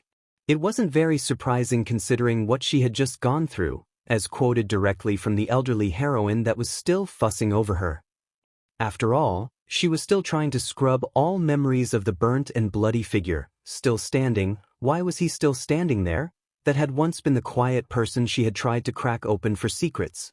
She was hoping that he'd be more amicable and willing to let her hang around rather than pull his usual trick of disappearing around corners.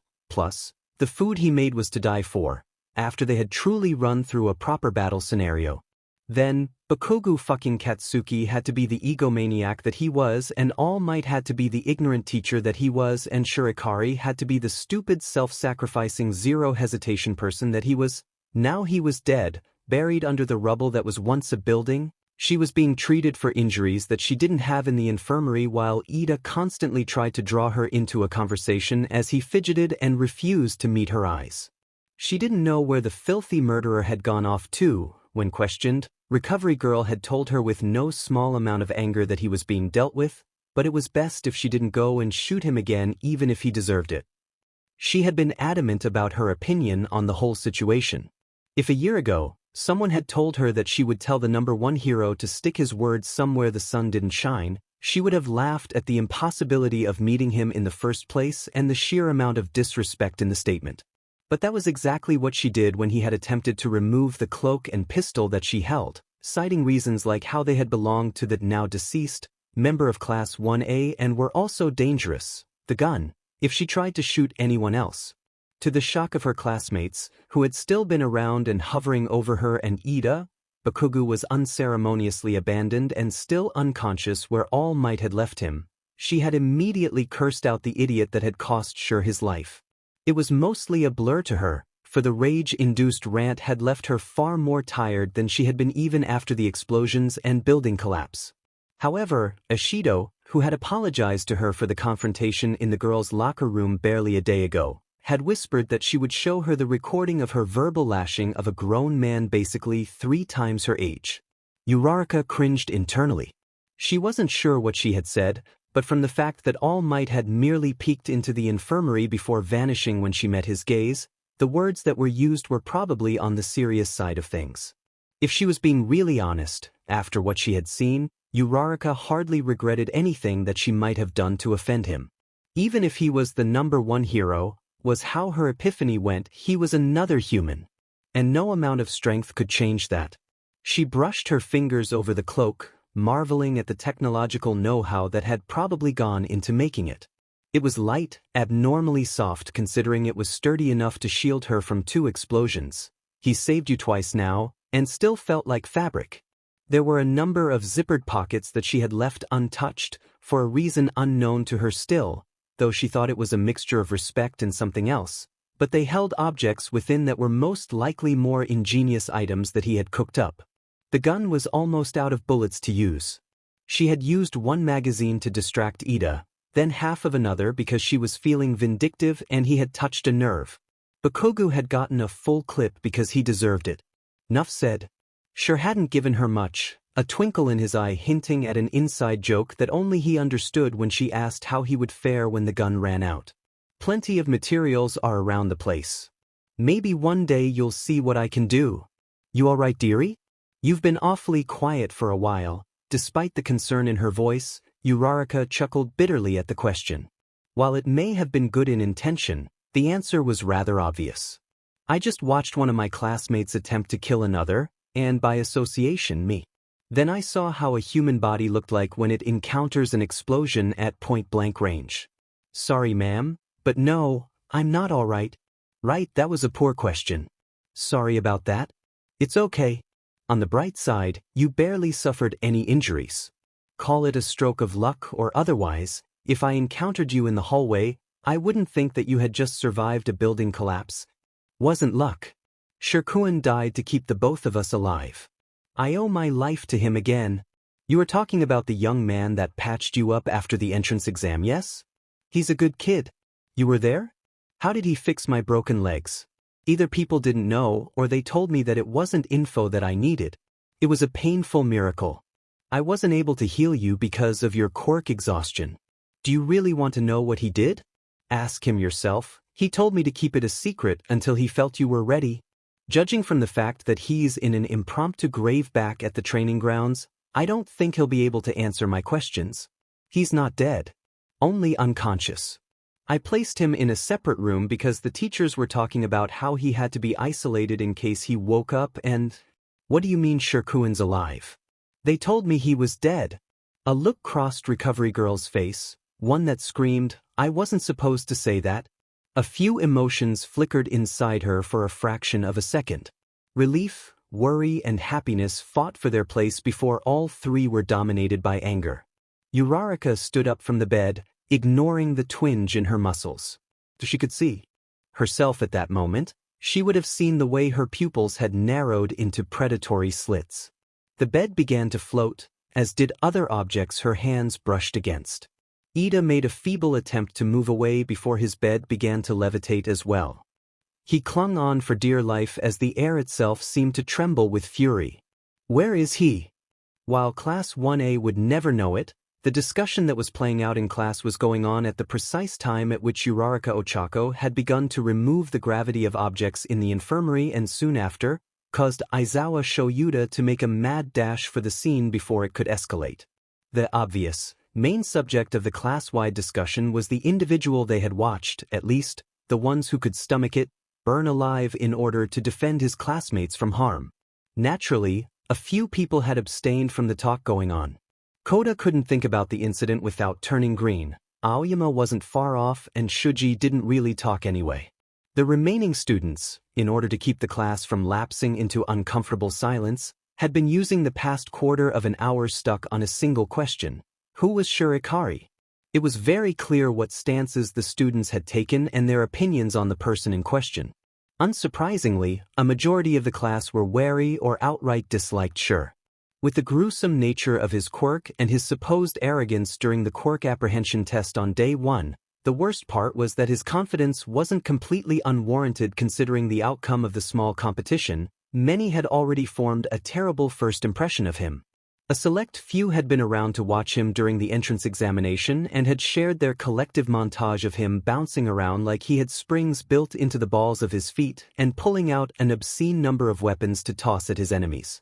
One thing that had taken more poking and prodding was the reason behind Uraraka's amiable nature towards him despite his passive-aggressive nature.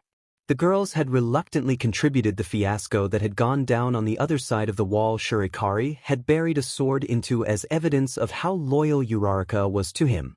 Some called it hero worship, which was an odd but accurate description of her nature, but the term made more sense when Siro, who had been there to watch Shur's animal-like brutality, had revealed with no small amount of embarrassment that he had been the only one to go back and save Uraraka from the zero-pointer while everyone else ran away.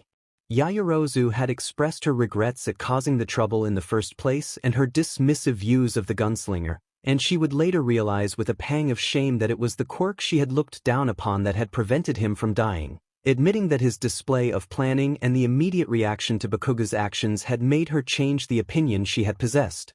From the very limited pool of information they had gathered, there were only a few things that could be said with absolute, or with nearly 100% certainty, was that Shurikari was somewhat deranged, held a regeneration quirk made powerful through training, had a certain level of intellect that made it easy for him to plot a plan that took out his opponents hands down, and held the heroic quality that everyone in UA was striving to show, or at least no hesitation about self-sacrifice. Kaminari had argued that because he could just heal, his actions should be looked at in a different light. Tokoyami, much to their collective surprise, was the one who then pointed out, with a fair bit of irritation, that just because someone could regrow a limb didn't mean that the person was immune to pain or trauma. A quick search on the internet had provided links to news articles including past regenerators who had been forcefully retired after their minds collapsed along with their bodies, despite how they had repaired themselves. The blonde was then forced to retract his statement when Jiru gave him the stink eye and called him an idiot that brought up a point a wannabe murderer had used. That shut him up really quickly and added a more somber air to the discussion. Kirishima then stated that maybe they should wait for the teachers to ascertain the situation before calling Bakugo a murderer. After all, wasn't there a chance that the beatings he had been put through had ruined his sense of judgment?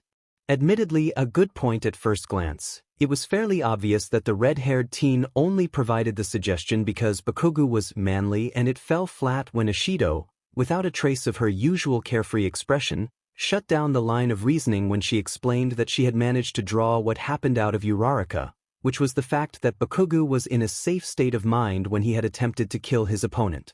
Also, the cameras they had been watching were almost always locked on the action, and it was relatively clear from the body language of the explosive teen that he was merely angry and no traces of a concussion or anything could be detected.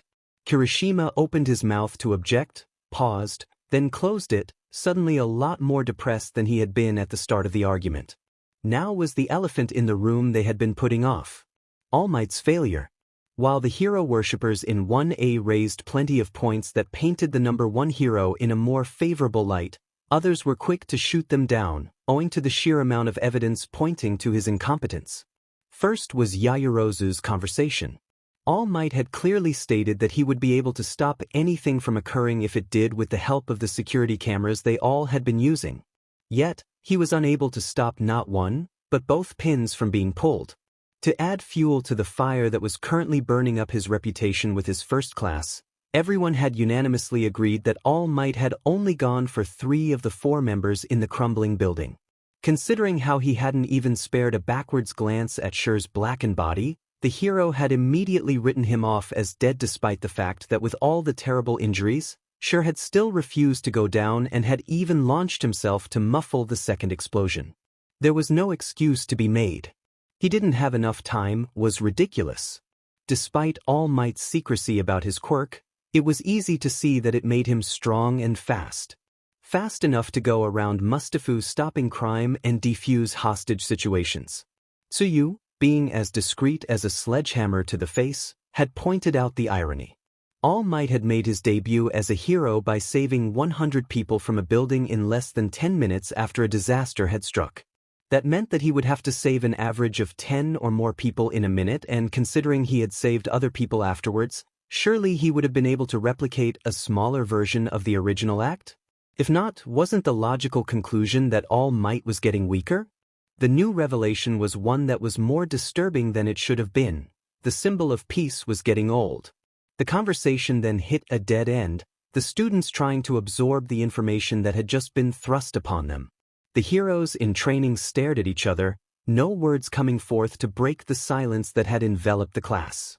It was an unlikely individual, one that had not spoken a single word, that triggered confusion at his first sentence of the day. He's clearly suicidal. Todoroki Shuto, not even glancing up from his hands, shattered the silence with an outrageous claim. Before the other members of Class 1A started to protest, he held up a hand to motion for silence. If that wasn't enough, the change in his eyes was enough to shut up the rest. While the girls had admitted that he was hot, in a cold, ice prince kind of way, which contradicted the term they used to describe him, his distinct trait was his detachment from the situation, not smiling, not frowning, not even a flicker of emotion in his eyes except when Sher had pestered him about his quirk during the first day of school. He always keeps his arms to his sides, even when walking, and has an addiction to blades and guns. His hero costume is loose and covers his entire body, which could mean that he wants to be a knight-based, stealth hero, but the fact that he uses guns contradicts that. I'm not saying it's to conceal anything, I cannot be sure, but it is likely. Despite his regeneration quirk, you can see scars on his arms, many of them. More importantly, I managed to catch a few glimpses of the underside of them. The things that stood out were the cross-shaped scars tracing the entire length of his arms and encircling his wrists. Considering marks of such severity were left behind even with his quirk, we can conclude. He paused at this, a dark look on his face. The other members of Class 1A didn't need him to finish the sentence to get what Todoroki was going for. The mood of the classroom took another critical hit. And although there was a sizable number of people in the room and it had been relatively quiet for the later half of their talk, no one noticed the person listening in until he cleared his throat. Noises and exclamations of surprise immediately followed, and though he would deny it later, Kirishima would be the only one to shriek at the sudden sound. All eyes turned as one to the intruder. Perched on the teacher's table was a man with salt and pepper hair and emerald-like eyes. He was polishing a pair of glasses, an amused expression on his face. Some had seen him walking around the school, one thing or another held in his hands no matter the situation. Yet, none had talked to him, and all had assumed that he was part of the administration or just a teacher for another class, considering all who were in charge of theirs had already introduced themselves. The man slipped his glasses back on, simple, thin frame that seemed to be made of wire, and the placid smile faltered as he raised his gaze to meet them. It's rude to talk about someone behind their back, even more so when the person in question is lying comatose, handcuffed and hooked up to machines because he thought that his life was of less worth than his new friends. Before you ask, yes, Ikari is still alive. He's not in handcuffs because he's been arrested or anything. If anyone should be, it would be that Bakugo brat. The smile turned into more of a grimace. It also contained a hint of sadism when talking about arresting Bakugo. Getting to his feet, landing softly despite the abrupt movement. He bowed, low and dramatic, tipping an imaginary hat as he did so. The flamboyant movements relaxed the more tense members in the room, some of which had already begun to prepare and use their quirks. For others, however, the exaggerated motions triggered even more warning flags. Now, where are my manners? Some of you think I am an enemy. You would be incorrect. My name is Gingi Yuki, assistant to the teachers of this wonderful school. I used to be a criminal profiler and have worked on many cases in the past. I quit my job in protest of how the people in command considered the final case I worked on a cold case, no matter what facts I pointed out. They threatened to retire me, so I decided to quit on my own terms. Now that Ikari is currently indisposed and the teachers are walking on eggshells cause of him, Aizawa told me to make sure none of you tried to blow each other up. He winced at the collective shudder that ran through everyone at his offhand statement. Sorry about that. Anyway, since the fiasco that occurred a couple of hours ago ruined your first battle experience, I have two choices for all of you. It won't be a collective thing. If some of you pick one option, only those that chose said option will follow through with their choice. I understand that you have had your first taste of what this world has to offer. This world of cruelty and death. You've just seen what the future has to offer you if you continue down the path you have picked, and I believe some of you have doubts. You've seen the number one hero and your belief, your all for the symbol of peace has crumbled to ashes. Gingi's smile had vanished completely, all attempts at appearing non-threatening gone.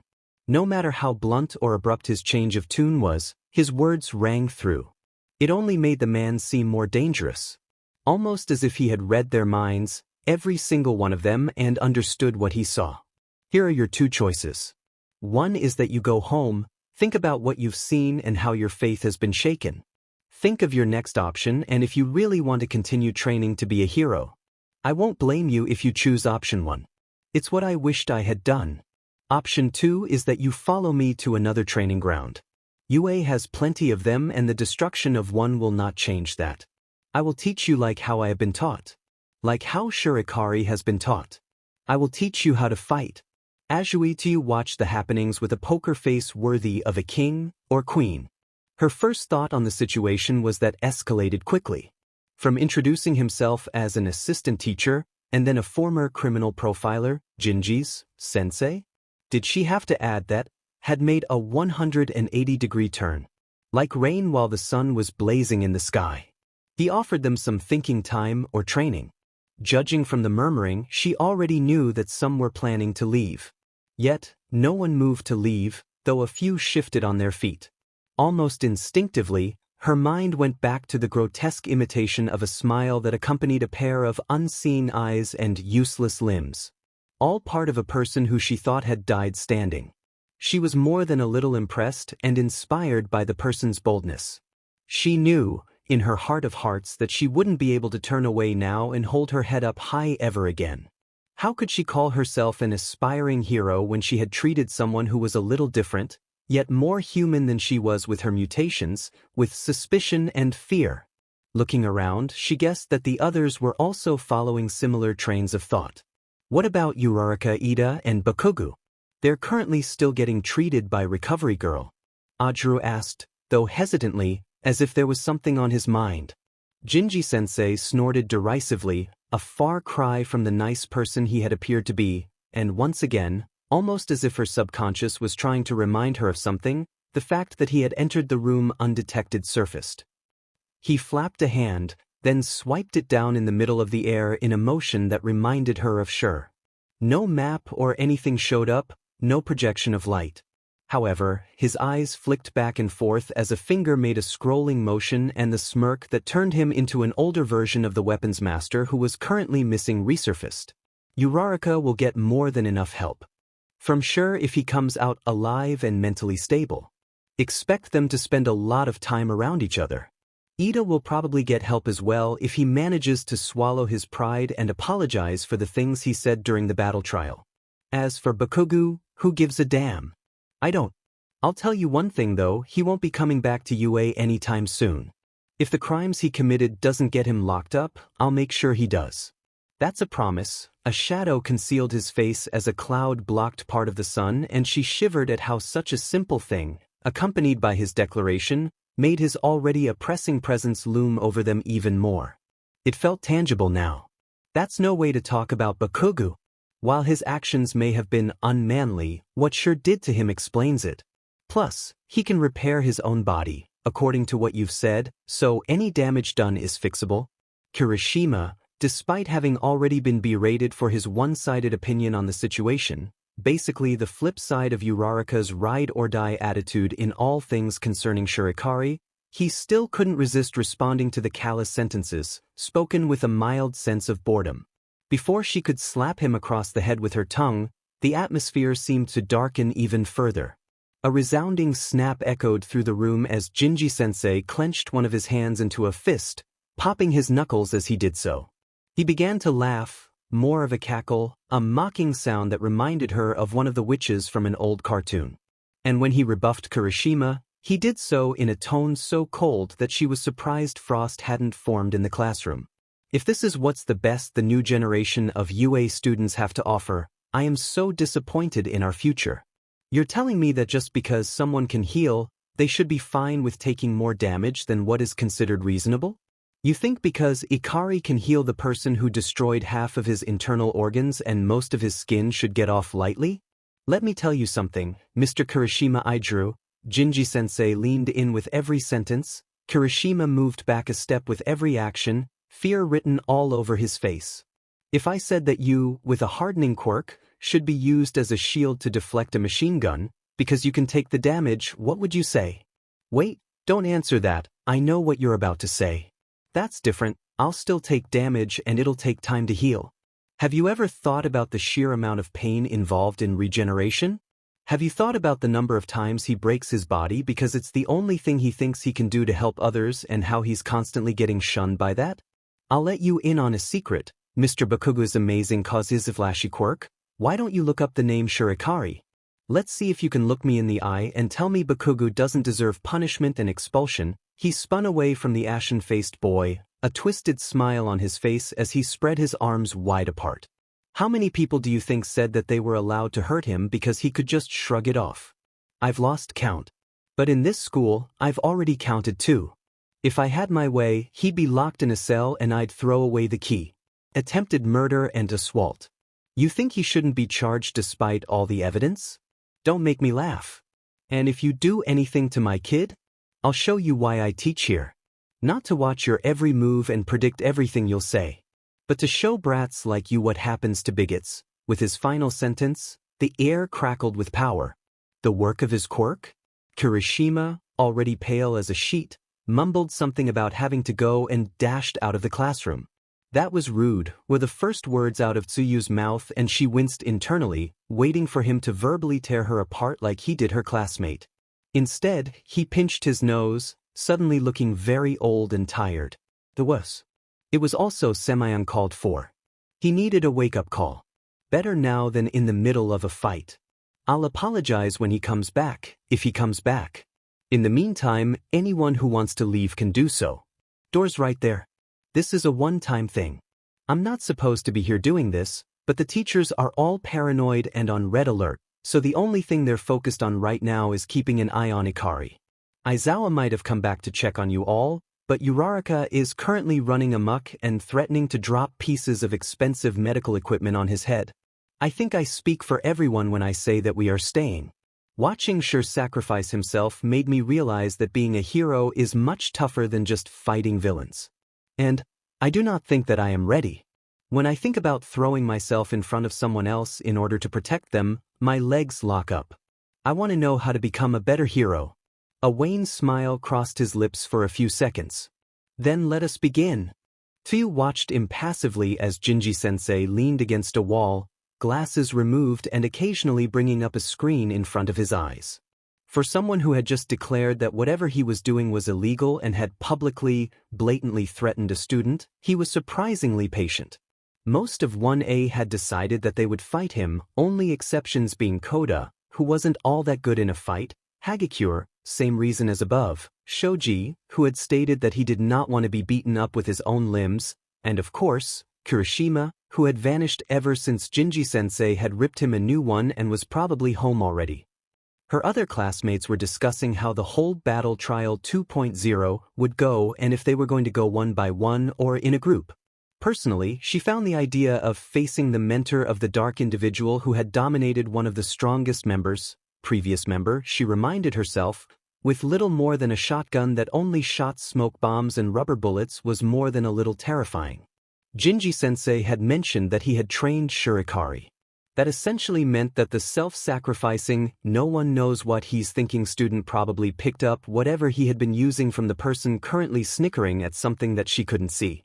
And as if he could pick up on her thoughts, those cold green eyes, not so different from those that had glowed as the lights went out in a building that was no longer standing, focused on her instead.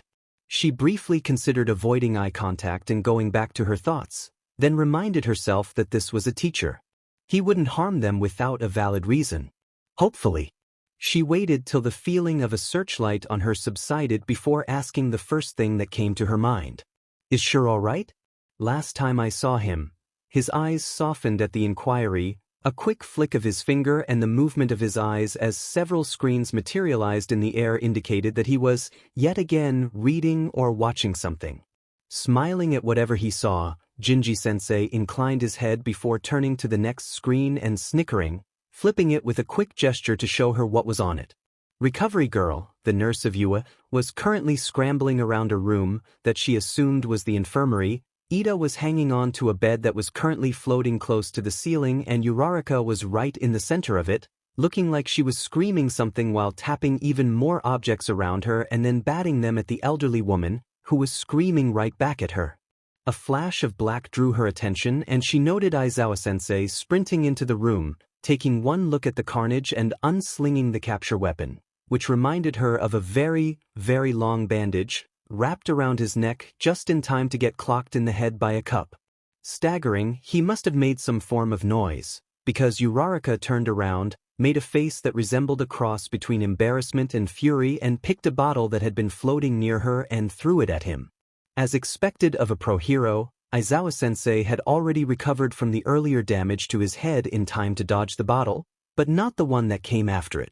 Aizawa's expression, the most deadpan she had ever seen, even barring the one he had made while watching Sure during the quirk apprehension test, carried a message that was easy to read, even if it was a blind man reading his face. She continued watching the little show, feeling, more than seeing Gingi-sensei shifting around her to peek at the screen over her shoulder. Aizawa-sensei's eyes flared red and his hair began to rise as if Uraraka's quirk had affected it as well. Then everything in the room that was in the air quickly dropped where they were, mostly onto the floor, some onto the people trying to avoid them. Mistake. Gingi-sensei plucked the screen, holding it like it was real and crushed it in his fist, though she already knew that it was just a motion. Without further prompting, he elaborated on his one-word comment. Erasing Uraraka's quirk while there were countless things, fragile or otherwise hovering in the air, was begging for trouble when they all came crashing back down. I bet Chio-san's going to give him an earful about the amount of medicine and whatnot that he dropped onto the floor. Anyway, now that that's over, any other questions for me? She rummaged her head for any other questions, mentally shrugged at the sheer number of them and picked one that was more important for the current situation. What's your quirk? He smirked at that one. Good question. I call it adaptable, just as I coined the term unbreakable for Ikari's quirk. There are unofficial names for both of ours, but that's a story for another time. As for what mine does, now that would be removing the suspense if I told you. However, since you bothered to ask, pointing in the direction of the small crowd that was still arguing over whoever knows, I'll give you a hint. It is exactly what it sounds like. He then proceeded to tug on a pair of black gloves. By the glossy sheen, they were most likely leather. Smile gone now, he gestured towards the rest of her class once more. Tell them that I'll be waiting. I expect the first challenger in the next 3 minutes. Either that or you all go home. And tell them I wish you all good luck. You'll need it. The discussion over who would fight their sensei first quickly dissolved into voting for who they perceived was the strongest member of their class at that point of time. Unfortunately for the 2 students who had been accepted into UA based on recommendations, most of the group immediately voted for them. After another 30 seconds of frantic discussion, which was not helped by Gingi-sensei yelling TikTok over and over again, the duo decided that Todoroki would go first and attempt to overwhelm the man with brute force, and Yaoyorozu would help out via items she would create to distract their target and jump in if she saw an opportunity. Brief palaver over, the 2 students walked towards the ominous figure of their teacher, stopping when they were about 5 meters away from him, at which Yaoyorozu moved to a spot behind her fellow classmate, then quickly created a staff and held it in a ready stance. Todoroki was more relaxed, legs spread shoulder-width apart, right foot in front, a thin shimmer of ice starting to spread out from it. Gingi Yuki watched all this impassively, merely tightening the gloves he had donned and pulling out a pack of playing cards, which he proceeded to shuffle over and over again, faster and faster in more complex motions. Todoroki noted them, remembering the sheer number of items Shurikari had managed to produce, and while each and every one was mildly irritating on its own, the combination of all of them had been deadly. Todoroki-kun, Yaoyorozu-chan. Sensei said that the name of his quirk is adaptable, and it does what it sounds like it does. Be careful. Tsuyu, remembering the short hint that she had just gotten, called out as a last warning. Todoroki didn't bother looking back. No one knew what his opponent could do, and if a student of his could do what Shurikari had done, the callous nature he had shown, combined with the technological marvels he possessed, was enough to give anyone concern. He was not optimistic about his chances. Not optimistic about all their choices. He prepared to fight, carefully watching the cards that had begun to blur because of the High speeds they were moving through the air at. In a corner of his mind, warning sirens started to blare when the back of the cards flickered and shimmered, the colors, and perhaps other things that he couldn't see, on them changing and changing and changing at a pace that made him feel slightly sick. Gingi-sensei's arms began to take on a shine that seemed to spread across his body, creeping down his shirt and up his neck. Whatever skin he was showing didn't look any different, but something was off. It felt like someone had taken a 2D version of an object and turned it into 3D without the third dimension, or, in this case, his brain hissed, someone turned himself from 3D into 4D and you can't process that. The changes were more apparent when Gingi-sensei opened his mouth to speak and the strange process that was happening to his body finally reached his eyes. His teeth had gotten sharper. A lot sharper. When he smiled, it reminded Todoroki of Kirishima's toothy grin, but without a hint of joy in it. This smile was a warning. It promised of pain and destruction at the hands of something, not someone. The final change occurred to Gingi Yuki's eyes. They turned from the color of jade to a deep, ruby red. It was as if someone had poured blood into them. The voice that would haunt his dreams and even his waking moments for days afterwards. And while not all would admit it, those who would fight their sensei thought the same.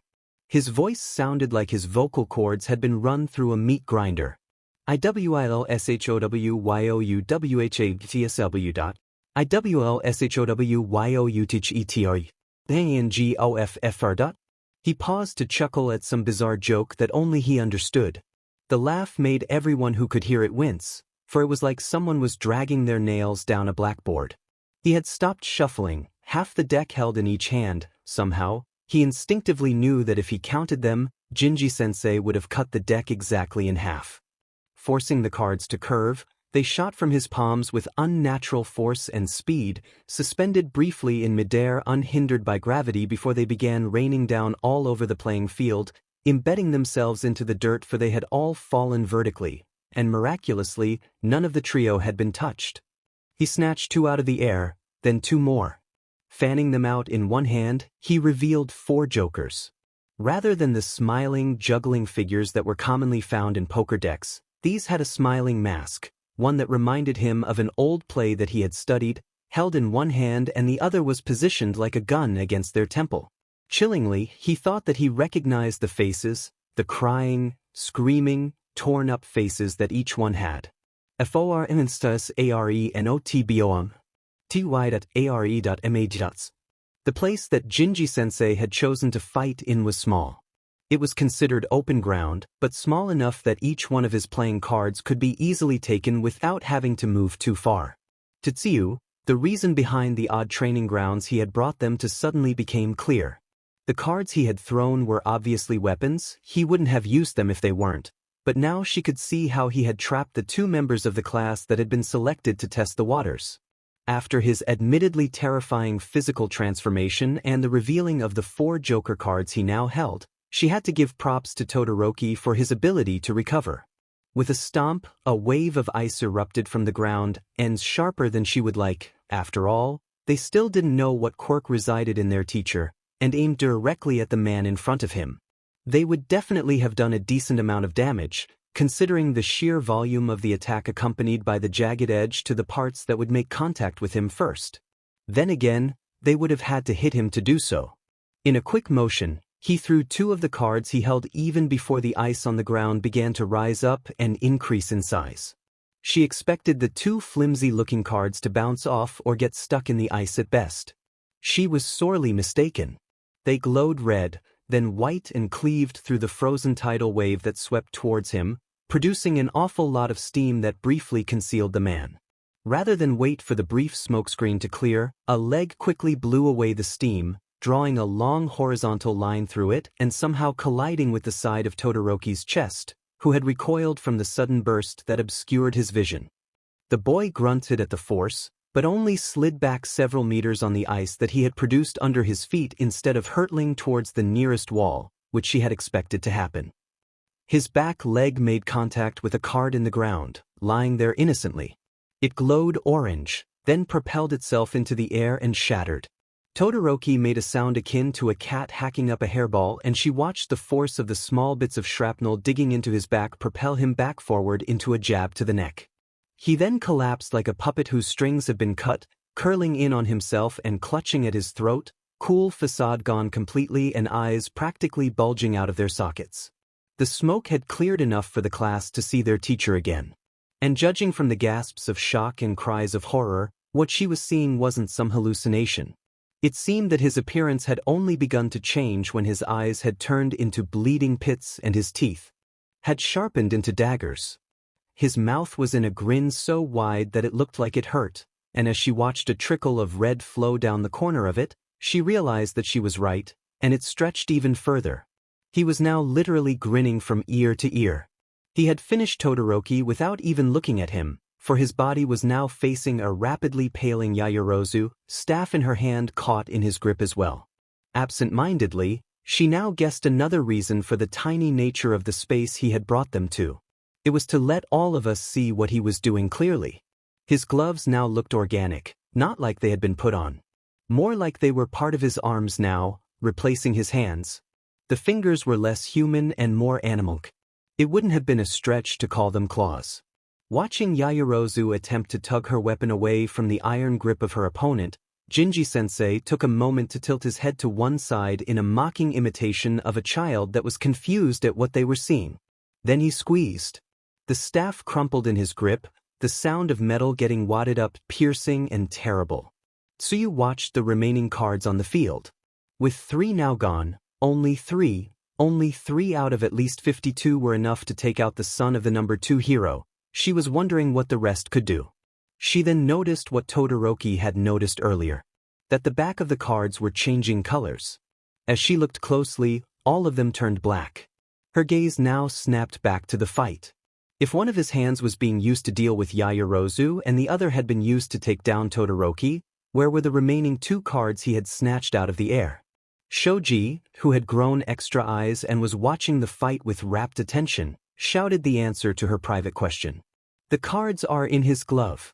They look like they've been absorbed by it. It was with no small amount of concern that she acknowledged Shoji's observation. Gingi-sensei had chosen to relinquish the staff, and as his hand unclenched, she saw the contrasting color of the palm part of it as compared to the back of his hand. White with an image that she knew, deep down, was a joker. Yaoyorozu immediately dropped her now useless weapon, creating a sword and several round objects. When she tossed them into his face, Tsuyu figured that they were some kind of grenade. The first went off with a sharp crack and a brief flash of light that must have been agonizing to look at up close if it hurt her eyes from the distance she was away from the explosion. The second and third were quickly snatched out of the air. He was blind and deaf, how did he see them? One in each hand and they blew up simultaneously. Judging from the lack of reaction, even explosions at point-blank range, as small as they were, didn't faze him. Gingi-sensei casually dropped the pieces of what used to be stun grenades onto the floor and held his palms towards his opponent as she swung her sword at his head. They spat out a card each, a bright blue, and both latched onto the weapon as it bit into the side of his neck. He didn't even bother to move away from the blade now lodged in his neck. Instead, he grabbed onto Yaoyorozu's neck with both limbs and held her into the air, those red, bottomless pits that couldn't even be described as eyes staring blankly at the girl who had began to kick and struggle. The sword seemed to ripple with something. As Yaoyorozu ripped it from its place in Gingi Yuki's neck, Tsuyu croaked at the sheer amount of blood that began spraying from the wound. The man rapidly losing blood didn't seem to care as blood turned his clothes, at least, on the side of the new opening in his neck, red. The cards flared, both still stuck to the sword. Then Yaoyorozu cried out in pain, trying to pry her hand off the blade even as she hung suspended in the air. Small arcs of electricity started running across her body and she convulsed for a period of time that felt much longer than it really was. Because as Gingi-sensei carefully let her down to lie on the ground, still twitching, her eyes strayed to Jiraiya-chan's shaking hands. They were holding a smartphone and judging from the images on the screen, she had been taking a video of the whole fight. Gently laying her hands over them, Tsuyu started to ask what was wrong when a small voice, riddled with incredulity and a healthy dose of fear came from the mouth of the girl who had been recording the match. 2 minutes. That's how long he took to beat them. 2 minutes. How are we supposed to win? Ignoring the sudden uproar from whoever had heard Jiro-chan's statement, Tsuyu started planning, knowing that she would have to enter the battlefield, not marked with the bodies of the fallen but with ominous cards, and face their teacher, who grew more demonic with the pass of time. She could make out dark veins spreading up his arms from his gloves and did not like the way they pulsed. Not at all. With the 2 strongest members of Class 1A, barring the one who survived against all odds and he who should not be named, down, their only hope would be teamwork. As Gingi-sensei began striding towards them, carrying the bodies of 1 unconscious female and 1 male in agony over each shoulder, she felt a cold pit expand in her stomach and a strange calm overtake her. If Uraraka had been there at that point of time, she would have immediately pointed out the similarities between her expression and that of Shurikari in war mode. Choosing to drop all politeness, she interrupted the blonde-haired boy arguing with the bird-headed member of their class by clapping twice. As all eyes turned to her, she began explaining their situation and her idea. No one noticed the unholy grin on the man they had to fight soften as she spoke, like he approved of whatever she was doing. After all, no one wanted to look at the guy still bleeding from the neck. The plan was simple really. The class had a healthy mix of long-ranged and short-ranged fighters.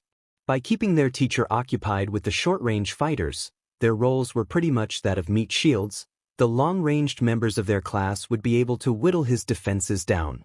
The main issue with the plan would be the minefield that Gingi-sensei had set up right at the beginning.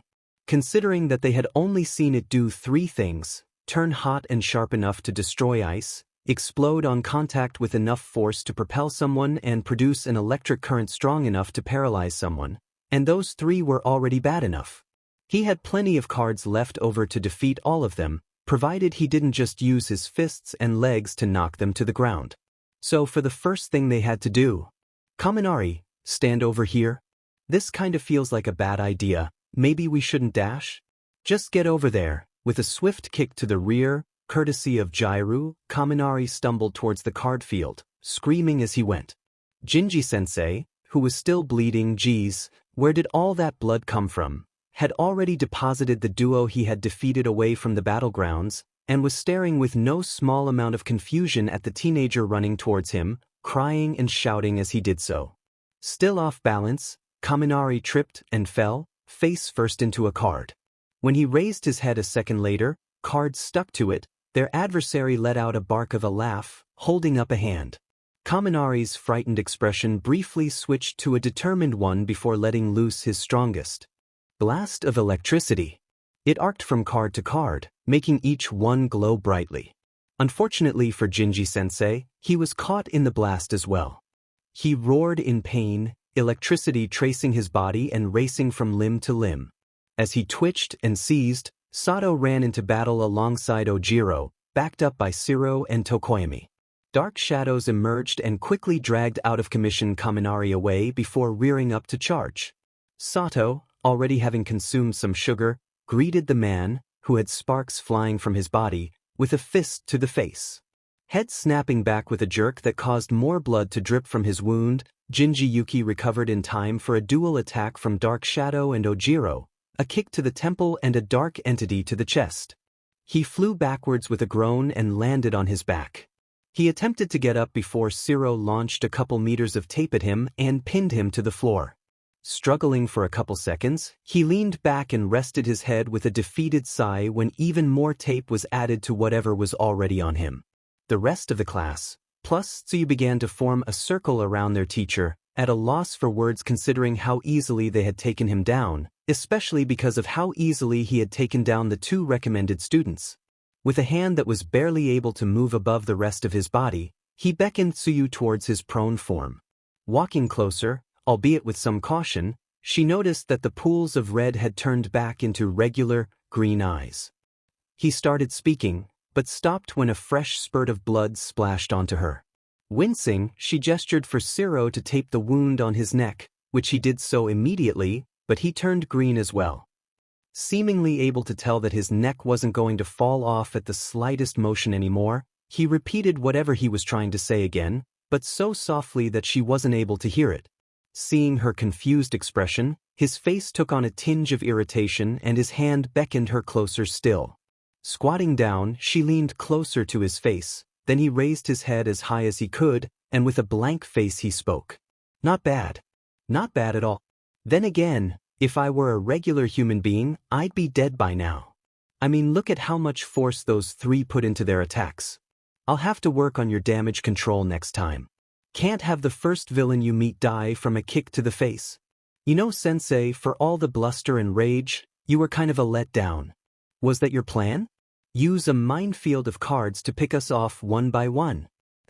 Funny you should say that. Any guesses on what my quirk does?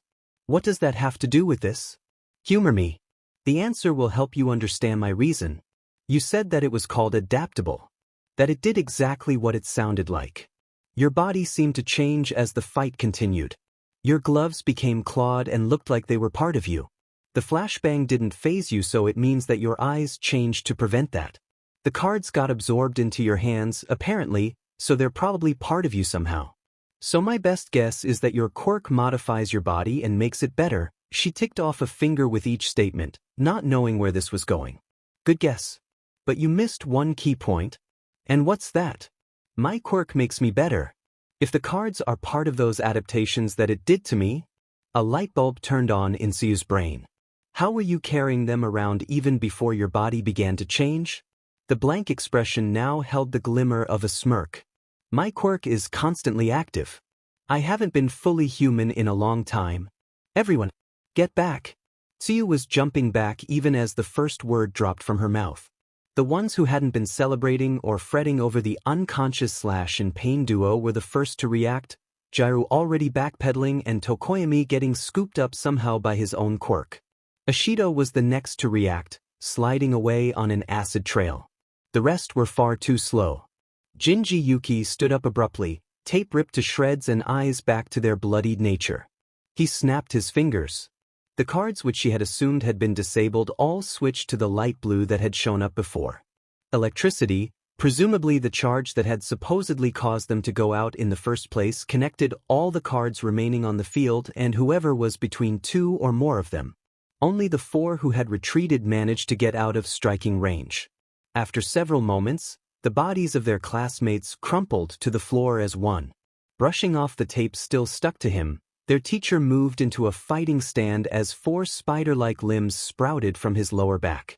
Red as his eyes and dripping with a black liquid that hissed on contact with the ground. His neck had stopped bleeding. In fact, the wound already looked several days old. The grin was back in place, and this time it was even harder to look at when you knew the reason behind the smile. He had been playing them like a fiddle, and he was enjoying it. Now then, VYFORROUND too? It was clear in a few moments that he wasn't playing around anymore. It was 4 versus 1. He had been bleeding from a neck wound for several minutes, hit in the face and midsection, smacked with the full force of Kaminari's quirk, all in the span of what felt like a heartbeat. They had barely done anything compared to the students lying on the ground, twitching disconcertingly. And yet, every modicum of logic and reason that she possessed begged her to run. And yet she stayed, half-crouched and ready to fight. Much to her surprise, the 3 remnants of Class 1A stood their ground as well, not giving an inch even as the demon inched closer and closer, extra appendages still dripping droplets of something that didn't mix well with the floor. They shifted and pulsed, bending to face the 4 of them. The mouth full of sharp teeth had grown even more unnatural, for they no longer fit together, but grinded against each other with audible sounds at each contact. His fingers were longer and sharper than ever, like something out of a horror movie. One of the tendrils curled around his arm like a snake, and his skin started steaming the longer it remained coiled, nesting on it. The cards on the ground vibrated, shivered with each step he took. When he took his 7th step, they collected in the palm of his hand, disappearing one by one. She swallowed hard. For him to keep the tricks that he had used meant that the fight was over to him. Ginji-sensei, let's get this over with. IFYOUWEXPCTNGFIGHT. I'm sorry that I have to burst that bubble. His voice came now from behind them. Spinning around, Tsuyu looked uncomprehendingly at the now normal-looking individual. A trail of holes burnt into the floor created a line past them and straight to where he was now standing. The gloves were off and he was binding the cards together with a string. His smile was still eerily wide, and now it carried victory. It's going to hurt in about 3 seconds? Maybe? Gingi Yuki fit the deck back into his pocket and took a bow, much like he did when they first met him. The moment which he returned to his natural stance was when Tsu felt a bolt of pain in her head, crying out when it webbed out and turned from a mild annoyance to full-blown pain. She saw, out of the corners of her watering eyes, that her classmates had already embraced the floor just before her legs gave out and she too fell to the ground. The last thing she saw was her sensei putting his glasses back on, facing the bulk of them, hands in pockets, surveying his work. And next to a room full of chaos, a pair of eyes opened lazily. For a brief moment, just one moment. One of them was red and black.